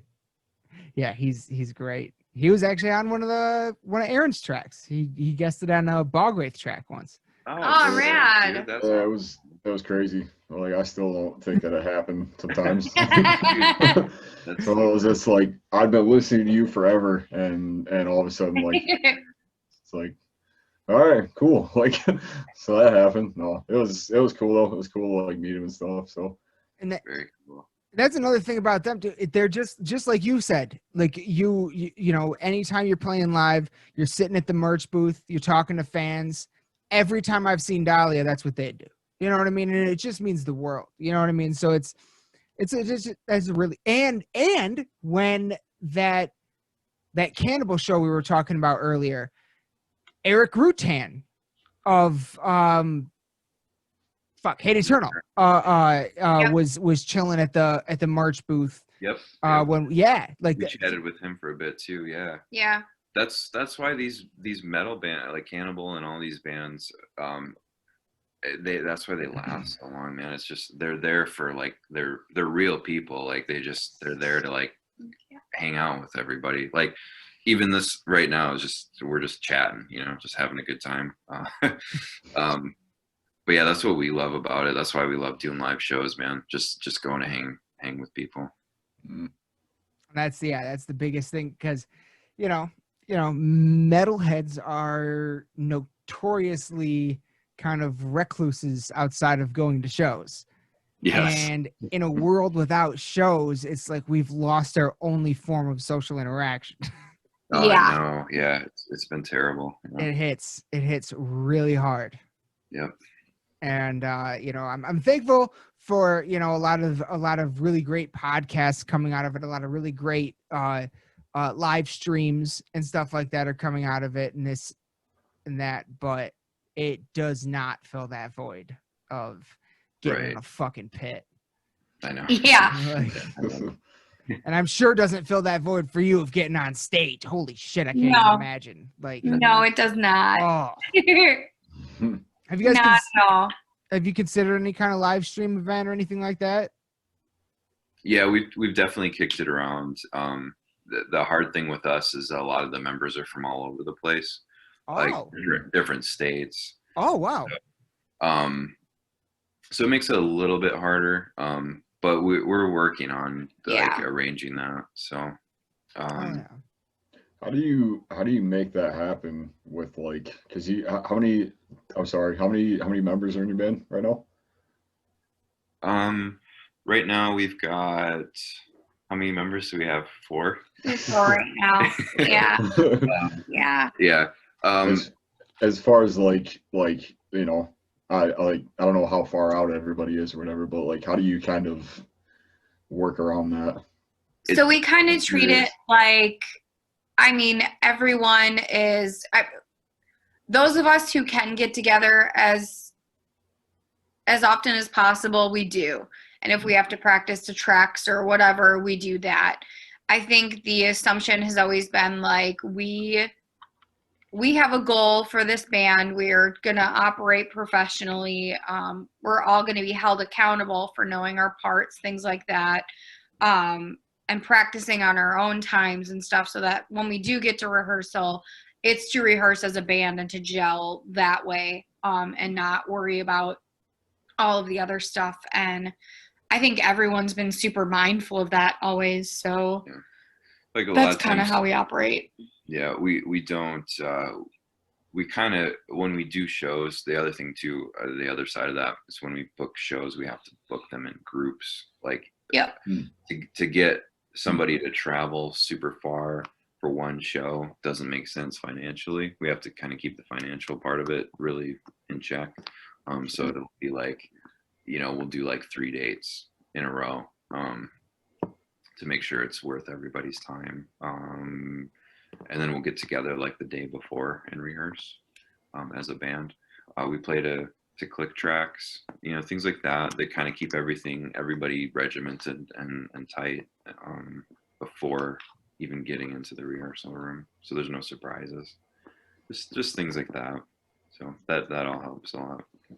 That's cool. I just always kind of wondered about that as far as like from the outside, because it's been like just everybody's always been in the same room, and to have to work around that from being like out of state or like in different areas and stuff, like I just wondered how well it, or how to pull it together really. Yeah, it's definitely different. It was hard at first, I think, learning how to do it, because I think everyone really wants to be close and to doing it as often as possible and getting together and having that bi-weekly, weekly get-togethers. But I think it also helped us as musicians kind of figure out how to make that happen and things like that. So that was kind of cool, because I had only, before had everyone around me at all times, and yeah, it works. It's got its struggles, but yeah, it works. Yeah, everybody knows how to make it work. So that's the important part. That's awesome. Right. That is phenomenal, and it's really cool to hear that. Because I'm sure a lot of bands are in a similar situation, and it's just cool to hear a way that makes it work. You know what I mean? Yeah, for sure. I think we all have, with all the technology and things like that nowadays, like Cory can be writing in the studio and have, like Brian in a studio in Milwaukee, like almost 3 hours away, and they could be having a session, just sending things back and forth remotely. And that's really cool. It's also cool to see, like, like those bigger bands, how they get it done and things like that. Cause they live like all over everywhere, and just, I don't know. I think adapting to certain things, it's sometimes, I know, us wanting to tour and being on the road and things like that is daunting to certain people, and not to say that no musician can do it, but the people who actually want to be on the road and tour are getting smaller and smaller. And you make do with, if this person lives states away, we can make it happen. Real. That's awesome. Takes a lot more. Yeah. There's the right person. Yeah. And I talked to a member of a band, Aaron, from a band called Victims of the System, where he used something called BandLab. Is that right, Aaron? I think so, yeah. Yeah. It was something called BandLab, where apparently you can just like get on there and find other musicians around the world that are into the same music you are and work together and do a band that way, like all online from all over the world. So cool. Yeah, it blew my mind. I was like, how did this not exist 10 years ago? Like, this is incredible. Right? Yeah, so that's something that's coming. And to me, on some level, I think it's awesome because it's just bringing the worldwide metal community closer together. Yeah. On some level. And I love that. Because that's the thing about metal, is it is a community. It's more than just a genre, and it's something that brings a lot of people together. A lot of people that don't like mainstream shit. Yeah. Yeah. So it allows to like break down that location barrier for everyone. That's one really, really cool thing. And especially this year with everyone being so isolated and everything. Sometimes I think, technology, I want to throw it through a window, And sometimes there's that aspect that you really do get to connect with. I mean, we wouldn't be able to connect and form all of these relationships and bonds that with all of our fans that we have without any of this. And Right. that part I'm super, super grateful for. Yeah. Yeah, like right now, being able to talk to you guys right Yeah, now. yeah, Like, exactly. This is insane, and I'm so thankful for it. Like, it's wild to me. Because I've seen Casket Robbery live a handful of times. Like, you know, and yeah, to actually get to talk to you guys is without technology. A, it's amazing. Without technology, it's impossible. B, so yeah, this is outstanding. But Aaron, you got anything else?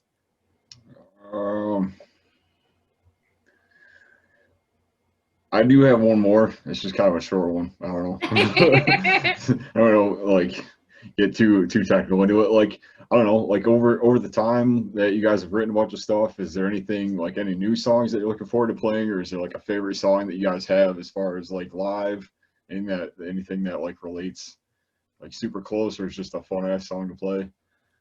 Like certain points in the set that kind of stick out that like get you going a little bit, or like.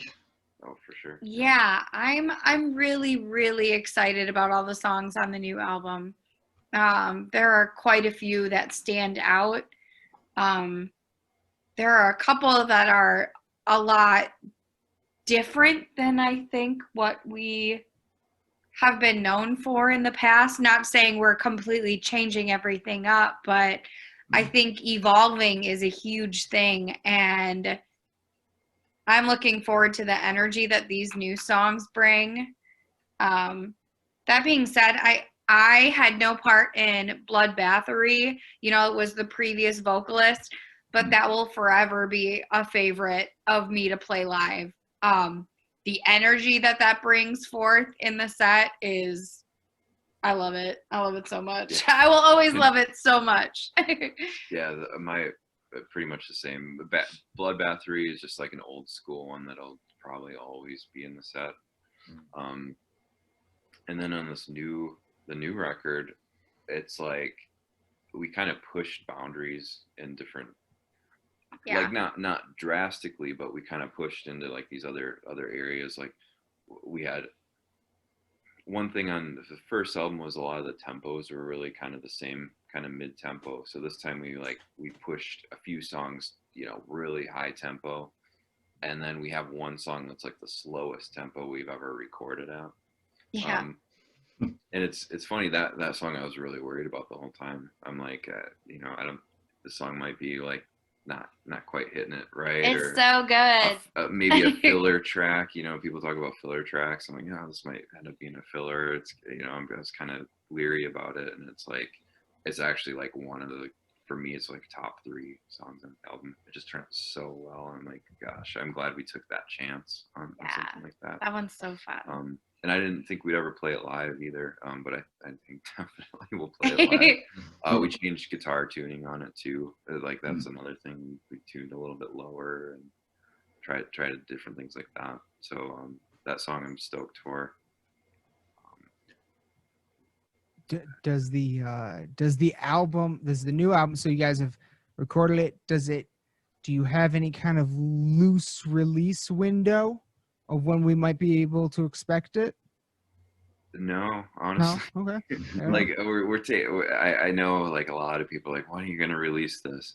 We're kind of we are going to take our time with it and release it properly, or like the best way we can, whether that's with a label or not, or so now that it's actually finished, we're gonna kind of look around for our options on how to do this. And with how this year has been, That's another thing. I think our big thing with releasing the album is we want to be able to tour off of it. Sure. You know, and hype it that way. And this year is so questionable. And I don't want to not put something out because of fear of what, you know, this year is and things like that. I just want to make sure, like, you know, it feels right. You want to make Yeah. Absolutely, and that's something that you know, we're another band that we're friends with. Yeah, they finished recording their album about a year ago, and then it just came out like a few weeks ago, and it was that same thing. They just wanted to make sure they, you know, did it right, you know, for them. They wanted to make sure everything felt right for them, and that's completely hell yeah. That's awesome. That's a good way to do it, I think. Yeah, totally. That kind of I think one thing that's remained consistent through the band is kind of this feel thing, like making sure whatever we do feels right, and not something feels off, we fix it. You know what I mean? Or you know, if it doesn't feel right to release it now, we definitely won't release it. But yeah, I as far as like when to release it, I don't have a good feeling right now of what time that would be. Otherwise, I'd give you an idea. But yeah, I'm excited though. I'm like really excited to kind of see our options for this album for sure. And I can't wait to get it out. I wish we could just release it. Me too. On the road. I know. I just want to throw it. Oh, so there. Right? Is it how can you tell us like how long it is? Is it like is it longer than the previous full length? I think it's like 3 minutes longer. Oh, okay. All right. I don't remember the full. I think the full length, the first one was like around 30 minutes. Okay. I think maybe 31. This one's like 35. All right.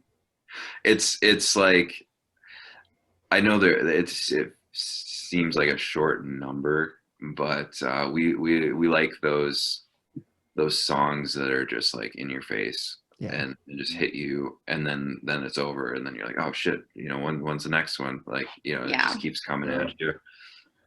So yeah, our songs are on the shorter side, and definitely our albums are a little bit shorter than some bands, but I like those 30-minute just in and out kind of albums. Yeah, absolutely.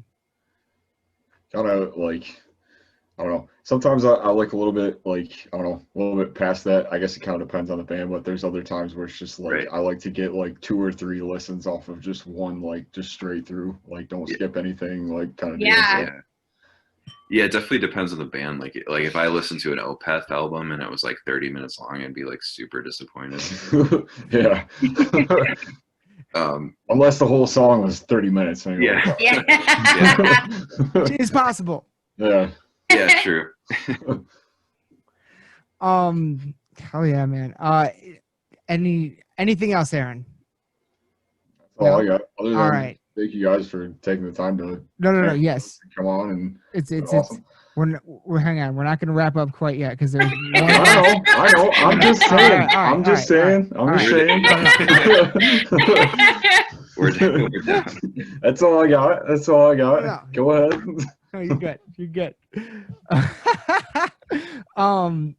Yeah, no, definitely. Thank you guys. But there is one final thing that I always like to close on. And it's something we already alluded to it earlier. It's something I just like to ask every new person that comes on the podcast, because it has nothing to do with heavy metal. It's like a side interest of mine personally. I'm really into the paranormal. I'm also someone though who is, extraordinary claims require extraordinary evidence for me. I like the science side of it and stuff like that. But I love that world. I love, I go on like some like ghost investigations from time to time and stuff like that. So I'm curious. I'm always curious to everybody new that I get to talk to. Have you ever had any type of experience that you would describe as paranormal? Yeah.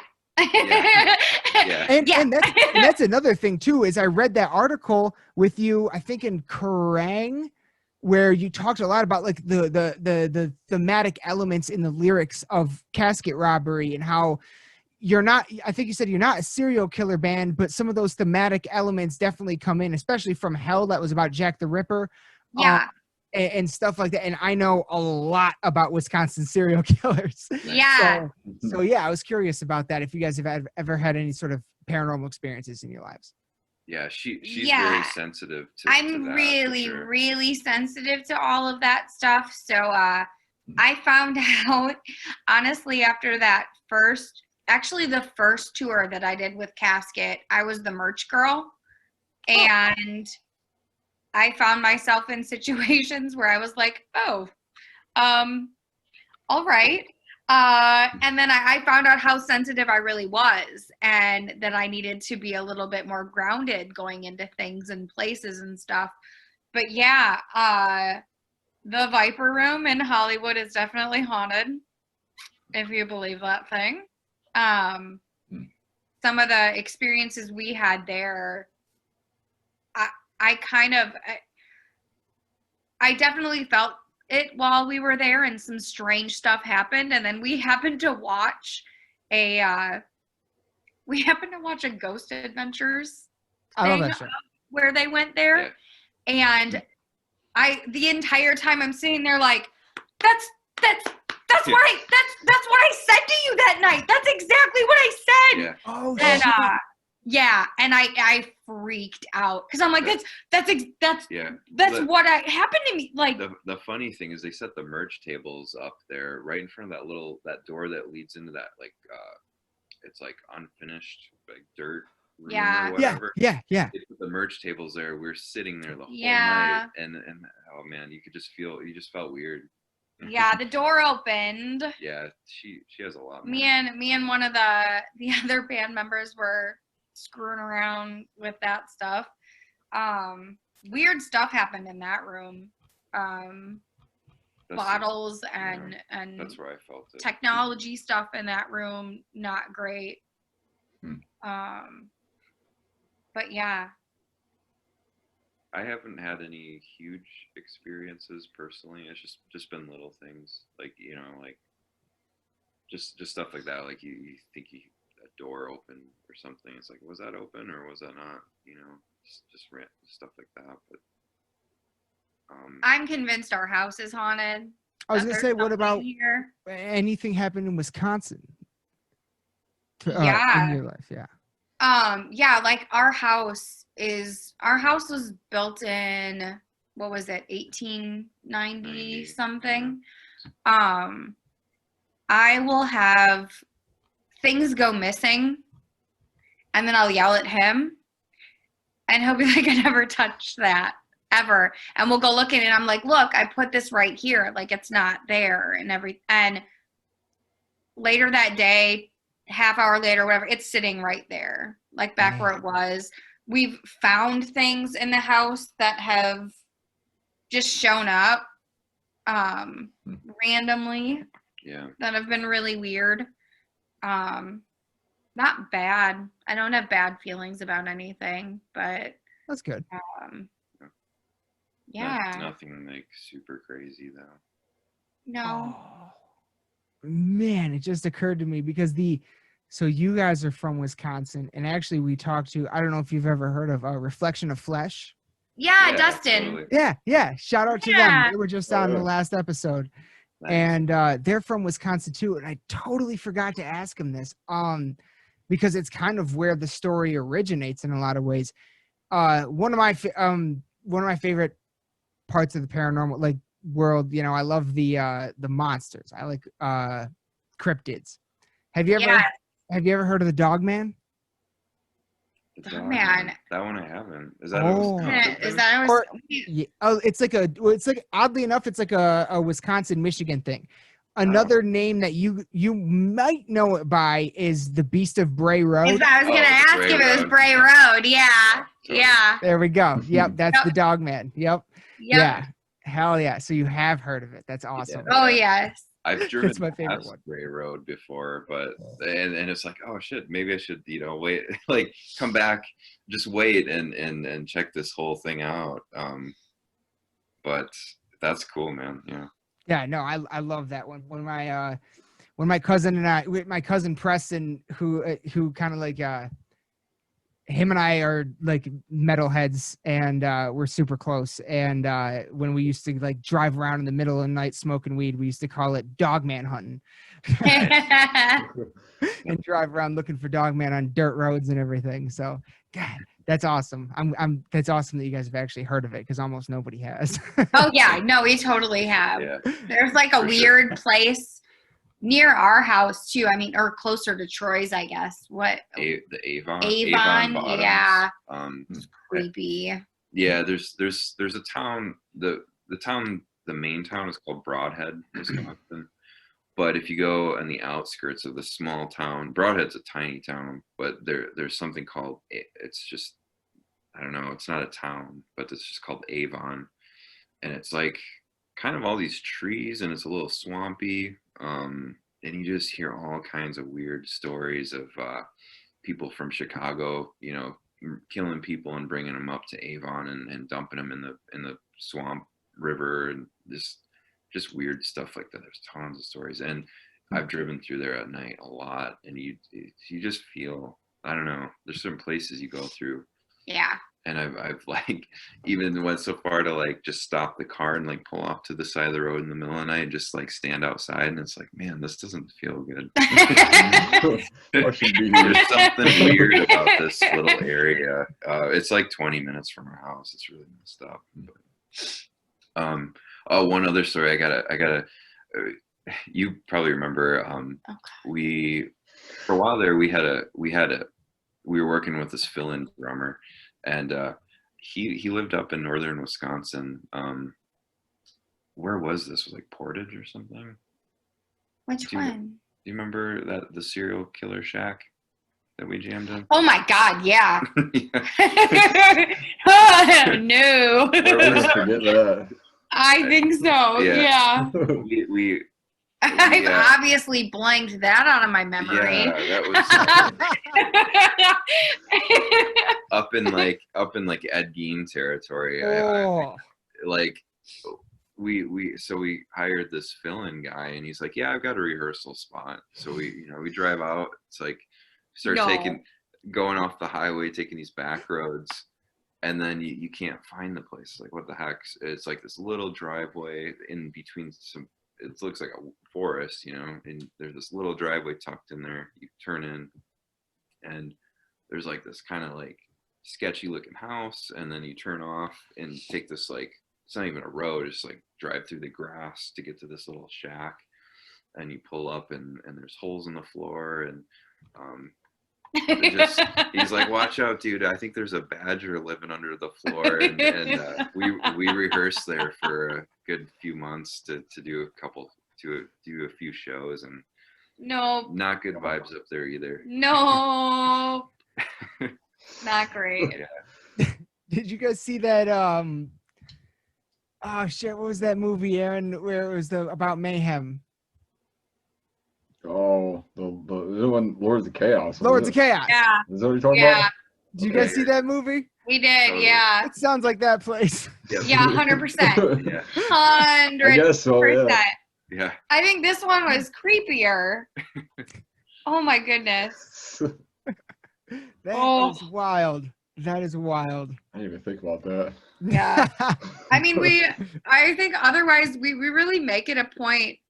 Like we love all that stuff. So when we go on tour, we'll like search things that we can find and look for. Yeah. So when in our downtime, we do that. Like New Orleans was huge. I want to go there so bad. I've never been there. It's that Lalaurie mansion. Oh. No. Mm-hmm. Nope. The Yep. graveyards are cool there. I got a really cool picture in that one of something in the window there. That was really cool. I'll have to find it. I don't know where it is. Yeah. That's awesome. Yeah. I did not like that place at all. At all. But yeah, we try and like search things out. Anything weird we can find or anything on tour we go and find. Like the nerdy tourist stuff, but more the creepy nerdy stuff. Yeah. Oh, that's sick. That is sick. I'm the same way. I'm the same way. Like when I went to like a couple of years ago, I went to God, more than a couple now. But I went down to Key West with a group of friends of mine, and we went on like this haunted tour where they informed us the first people that ever came to Key West, well, not the first, but the people that like documented discovery of Key West, they showed up and the entire fucking key was covered in human bones, and nobody really knows or is sure on where those. So, like, there's a word for it where it means translates to Isle of Bones, and that is also where Robert the doll is located, which is one of the most haunted dolls in the world. And we went and saw that. Yeah, it was wild. That was wild. We have creepy dolls here too, so it's fun. Yeah. See, you probably can't see it. Oh, here, like, but we have creepy here. dolls in the corner. Oh shit! Hell yeah! Yeah. I was gonna say.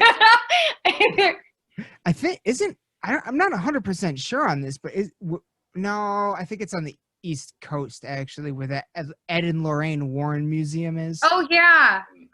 Yeah, that's not in Wisconsin, is it?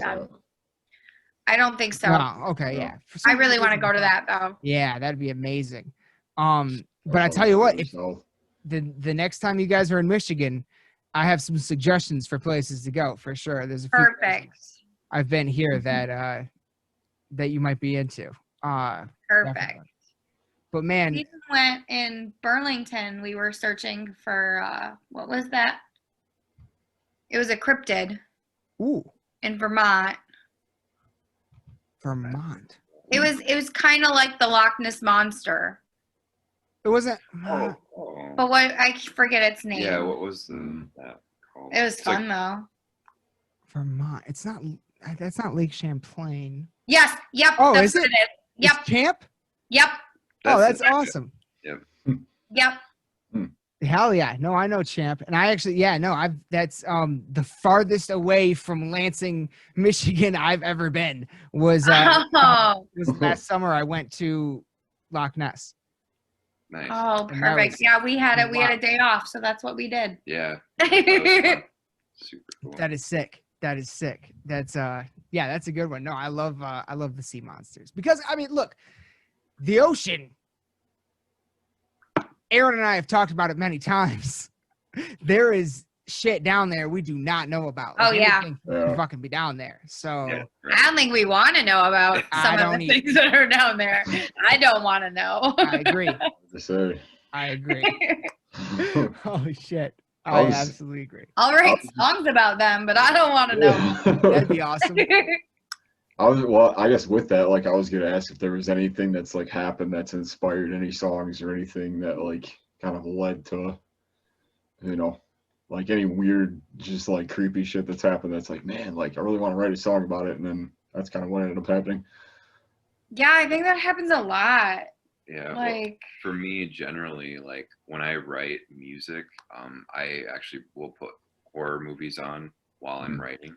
So I kind of draw from not necessarily personal experiences, but I just like having the I don't know, when I write music, I try to make it like if you were a person that was like losing your mind, if you were that person in a horror movie, like say Evil Dead, you're Bruce Campbell, you're losing your mind. What is like the death metal soundtrack you would hear in your head?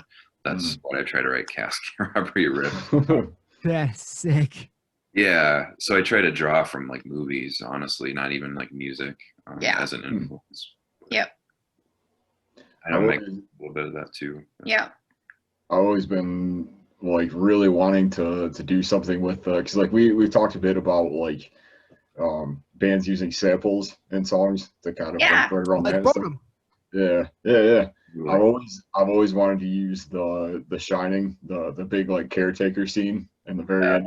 He's like talking to him. He's like, "Oh, you've always been here," like kind of thing. Yeah. Little stuff like that. I don't know if there's one that like come up or like just any like for the the newest record that like has kind of caught your attention or anything like that.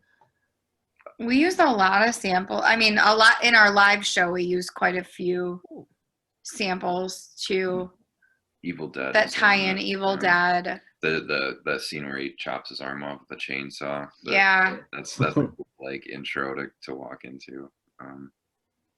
On the record though, I don't think we use any movie ones. We've been trying to make our own. Yeah, we've made our own and a couple of them that are pretty cool. Oh my god. Yeah. We did. Okay, this is cool. Yeah.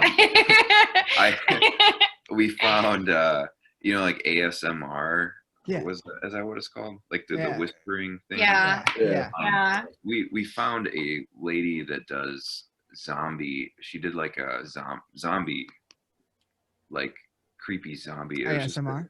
yeah. All right. And What? so we found this clip of her, just this really creepy thing. So we contacted her and asked, and she's just like a YouTube. She just does these YouTube videos, and we asked her if we could use a clip of hers for a song, and she'll be on. I wish I could. I feel horrible right now. I don't remember what her name was specifically, but she'll be credited on the album, and definitely we'll give her a shout out when the album comes out. Well, that's sick. Yeah. Yeah, it fits perfectly. Like she does exactly what I wanted her to do for it. Like, oh my God.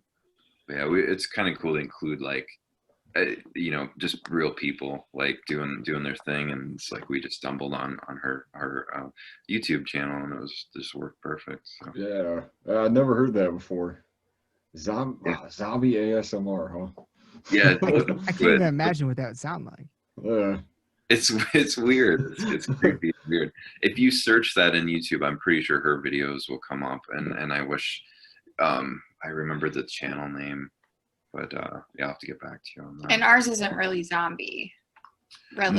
No, but she does other ones too, like little like offshoots. It's not a song about zombies, but she does all kinds of just like horror Creepy. themed Yeah, ASMR. that's sick. Yeah. Kind of a new take on it. Yeah. We just always heard like samples and just stuff in TV shows and movies or whatever. Yeah. I never really thought of like looking outwardly, I guess. Yeah. Yeah, that would be. well, ours is like you have to get the rights for shit, so you have to be really careful for things. Yeah. Or I mean, not in so being really careful, but it's like going through all the channels to get the rights to those things is tough sometimes. Right. Yeah. Bit of a headache. Yeah, for sure. But that ASMR idea, that I think that's I'm looking forward to hear what you guys did with that. That sounds awesome. It sounds really like it could be really weird, but I probably like it ties in so well. I Which feel is like funny because it's the song that you were talking about before. That's like one of your top 3 now. Yeah. That's like the it's slower. the same song, okay. It fits perfect. She did exactly what we needed for the song. Yeah, I've heard some ASMR stuff, but I've never heard it through the lens of horror or metal. So Yeah. Right, yeah. I think that could really work. Actually, I've never thought about it before, but that's awesome that you guys did, and I can't wait to hear it now. Holy shit, that's outstanding. But shit, Aaron, unless you have anything else. No? Okay. I mean, you guys have given us almost 2 hours of your time, Yeah. and I don't want to keep you for much longer. I cannot fucking thank you guys enough for being on.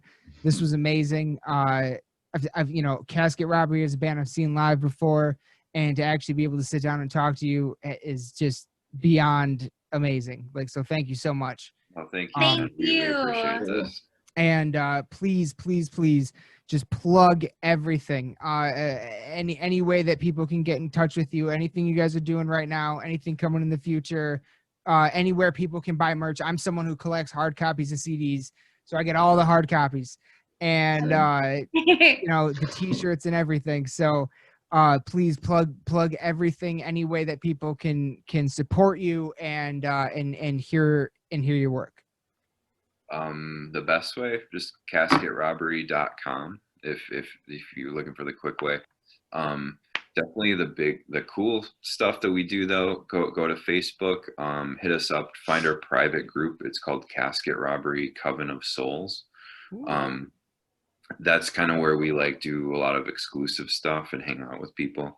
And then for merchandise, just go to casketrobbery.com. There's a link for our merch there. And then we do have a Patreon coming up too, where we'll do like super exclusive stuff. So stay tuned for that. But we're all about like that fan interaction. So just literally hit the band up or find us personally and message us. Yeah.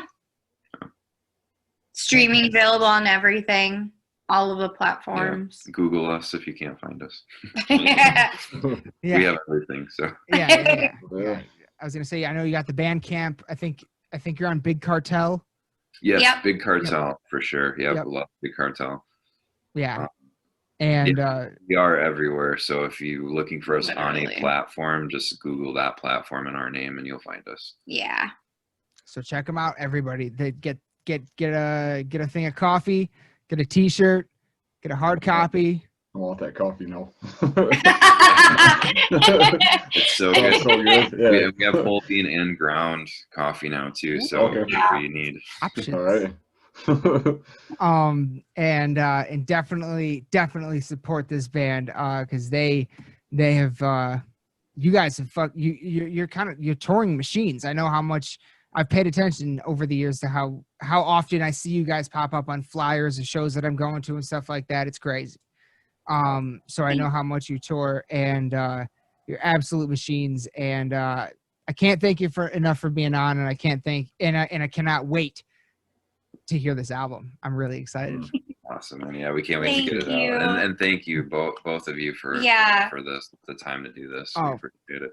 Please, Oh, yeah. please, it is beyond our pleasure. And anytime you guys ever want to be back on, just to promote something or just shoot the shit, just to hang out, we are totally down anytime ever. And I just can't wait. I can't wait to have you guys back in Michigan because the next bill on Michigan you guys are on, I will be there and we will meet in person and we will party. So Awesome. Yeah, for sure. I can't Oh, yeah. wait.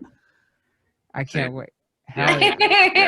Yeah. We gotta chat some more some haunted stories. Oh, Yeah, and creepy stories. For sure. Sounds like we do a full episode on that. Yeah, we could. Oh, yeah. I think we could. Yeah, if you want us back, we'll just talk horror movies with you. So down. So Absolutely. down. Holy shit. I'm so down for that. Absolutely. Oh my God. This was amazing. Holy shit. But all right, I'll wrap this one up. I'll hit stop recording and then and we'll make sure everything's going. But yeah, thank you everyone for watching. Thank you so much to Cory and Megan from Casket Robbery. This was one of the fucking best shows we've ever done. So thank you guys so much. So much fun. Thank you. Can't thank you guys enough. And we can't wait to have you back. We can't wait to have you Thank back. you so much. So thanks Oh, yeah. everybody for watching and good night. I don't know if we're going yet. I don't know if we're going yet. Oh, okay. I think we're going. Holy fucking shit. That's an awesome glass. Can you Right? guys fucking believe that episode? They were fucking amazing. I mean, again, we can just never, ever, ever thank any of the bands, especially, Casket Robbery, anybody that has ever been on this podcast. It blows our fucking mind that anybody even wants to talk to us. We're just a couple fucking metalheads nerding out about metal over here, and people apparently want to get in on it. And it's not only that, it's people in bands that we fucking love, and we gratitude. I just can never have enough. Yeah. Aside from like the convalescence, because I've seen Casket Robbery a couple of times. Yep. Since doing this and stuff, and it's man, it's awesome to finally like be able to talk to these people and to just give them a place to just shout about their art and to just give them a place to just promote it all and stuff. I'm super excited to hear their newest record whenever that come out. Ever since we started talking about having them on the show, I've been jamming The Ascension and From Hell specifically. Like, just that video is fucking awesome. Like, I'm so happy I was able to ask him about that. So yeah, I don't know. It's just, like I said, just an extended thank you to them to just being on and just, giving us their time. And I would have never anticipated that after starting this that we'd be able to talk to bands and to artists like that, and just to have all that, and I will absolutely be picking up their records and their all their stuff. So yeah, and as with any other band, like I was just looking at War, the band we talked to the other day. Had a bunch of different like pre-order stuff or like, you know, just record Yeah. stuff, merch Yeah, stuff. just announced today. Shout out to WOR. Look them up. Yeah. So yeah, man, it's just cool. It's cool to be able to give them a platform for this and to be able to be a part of that and to be able to like it's like mostly for me, like from, you know, not only from being in a band, like, you know, from that kind of standpoint, to be able to ask other musicians like certain questions, but just like, you know, just certain things that I've always wondered about that like I can now finally like ask and be like, oh, like that's kind of how you did it. Like, oh, that's, you know, like that's like I'm always interested in the process of everything. So it's just cool to see that kind of side of things, and it's cool to have this, you know, to have these people on and just be able to take a little bit more from it. And yeah, and yeah, yeah, because that's something that I've said to you before is your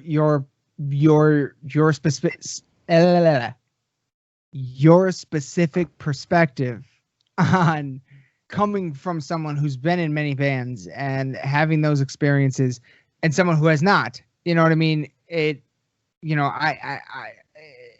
it's an amazing element to the conversations that we get to end up having. And you know, yeah, I love it. And these bands are all fucking amazing. And that's all we want to do is give them a spotlight and a platform for an hour to 2 hours or however long they want to be on. And you know, we do these first, you know, every time we talk to someone new, we got some, you know, questions we want to go over with them.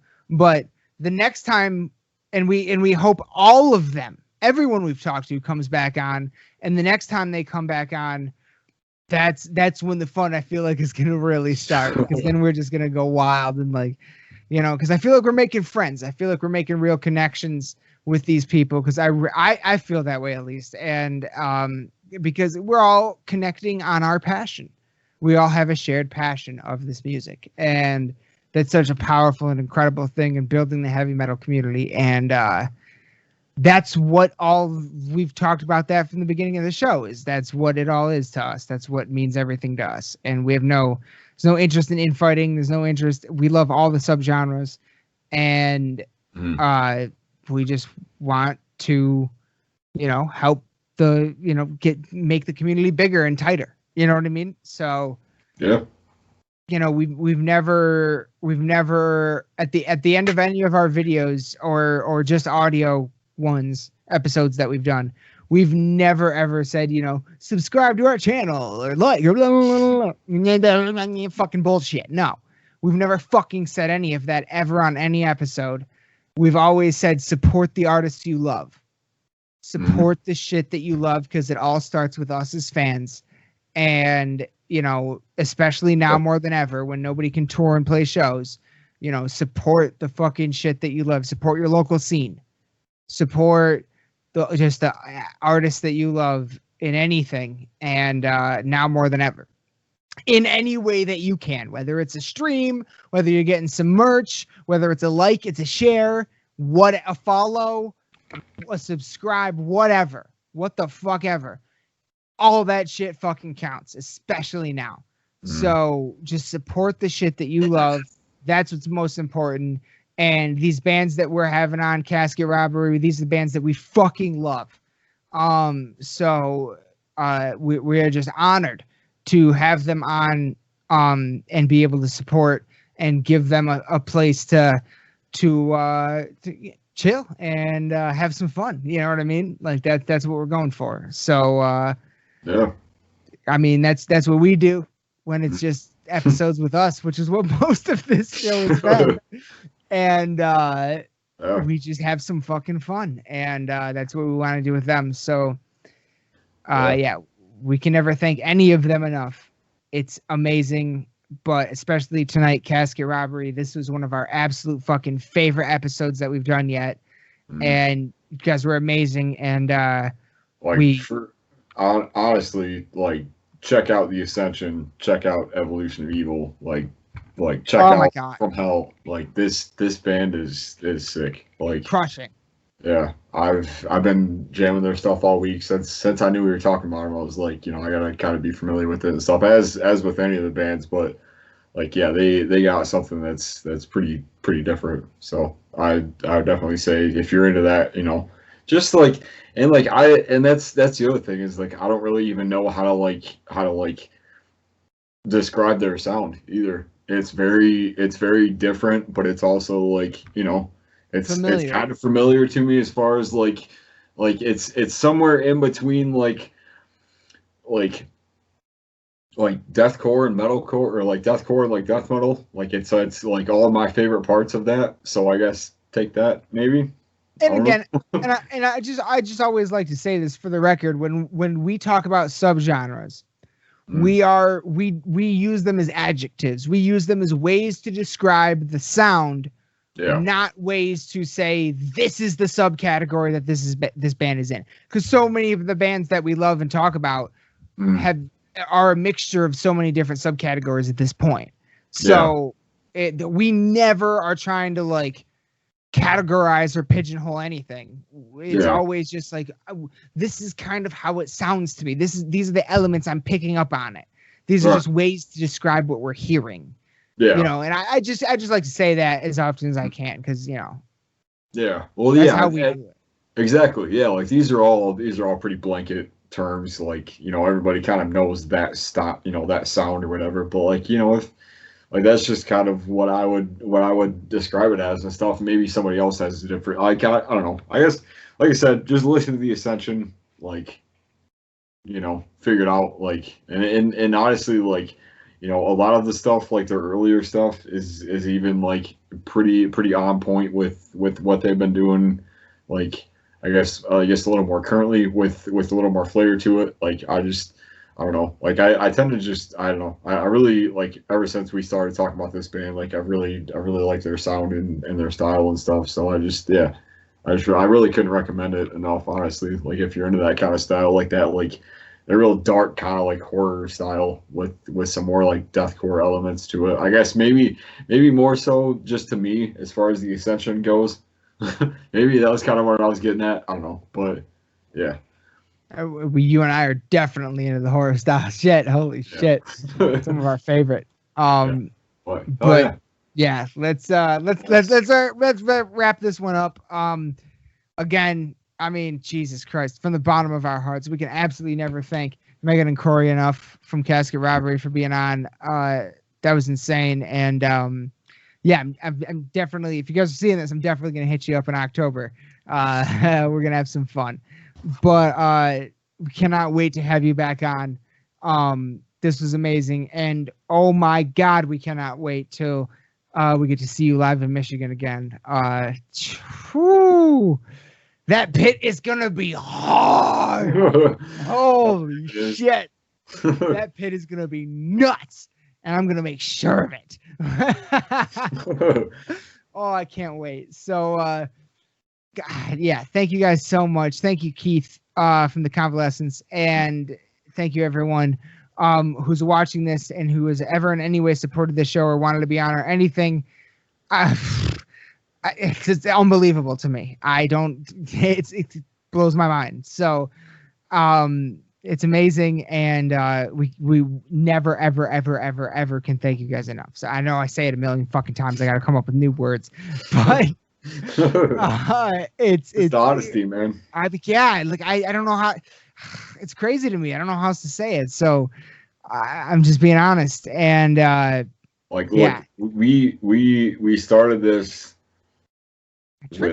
with a single with a single microphone sitting like across the way from each other, not knowing what the fuck we were doing. We still don't know what we're doing, but 100%. But 100%. Like the fact that there are bands and there are people that are reaching out to us and stuff, and that actually want to be a part of this and anything is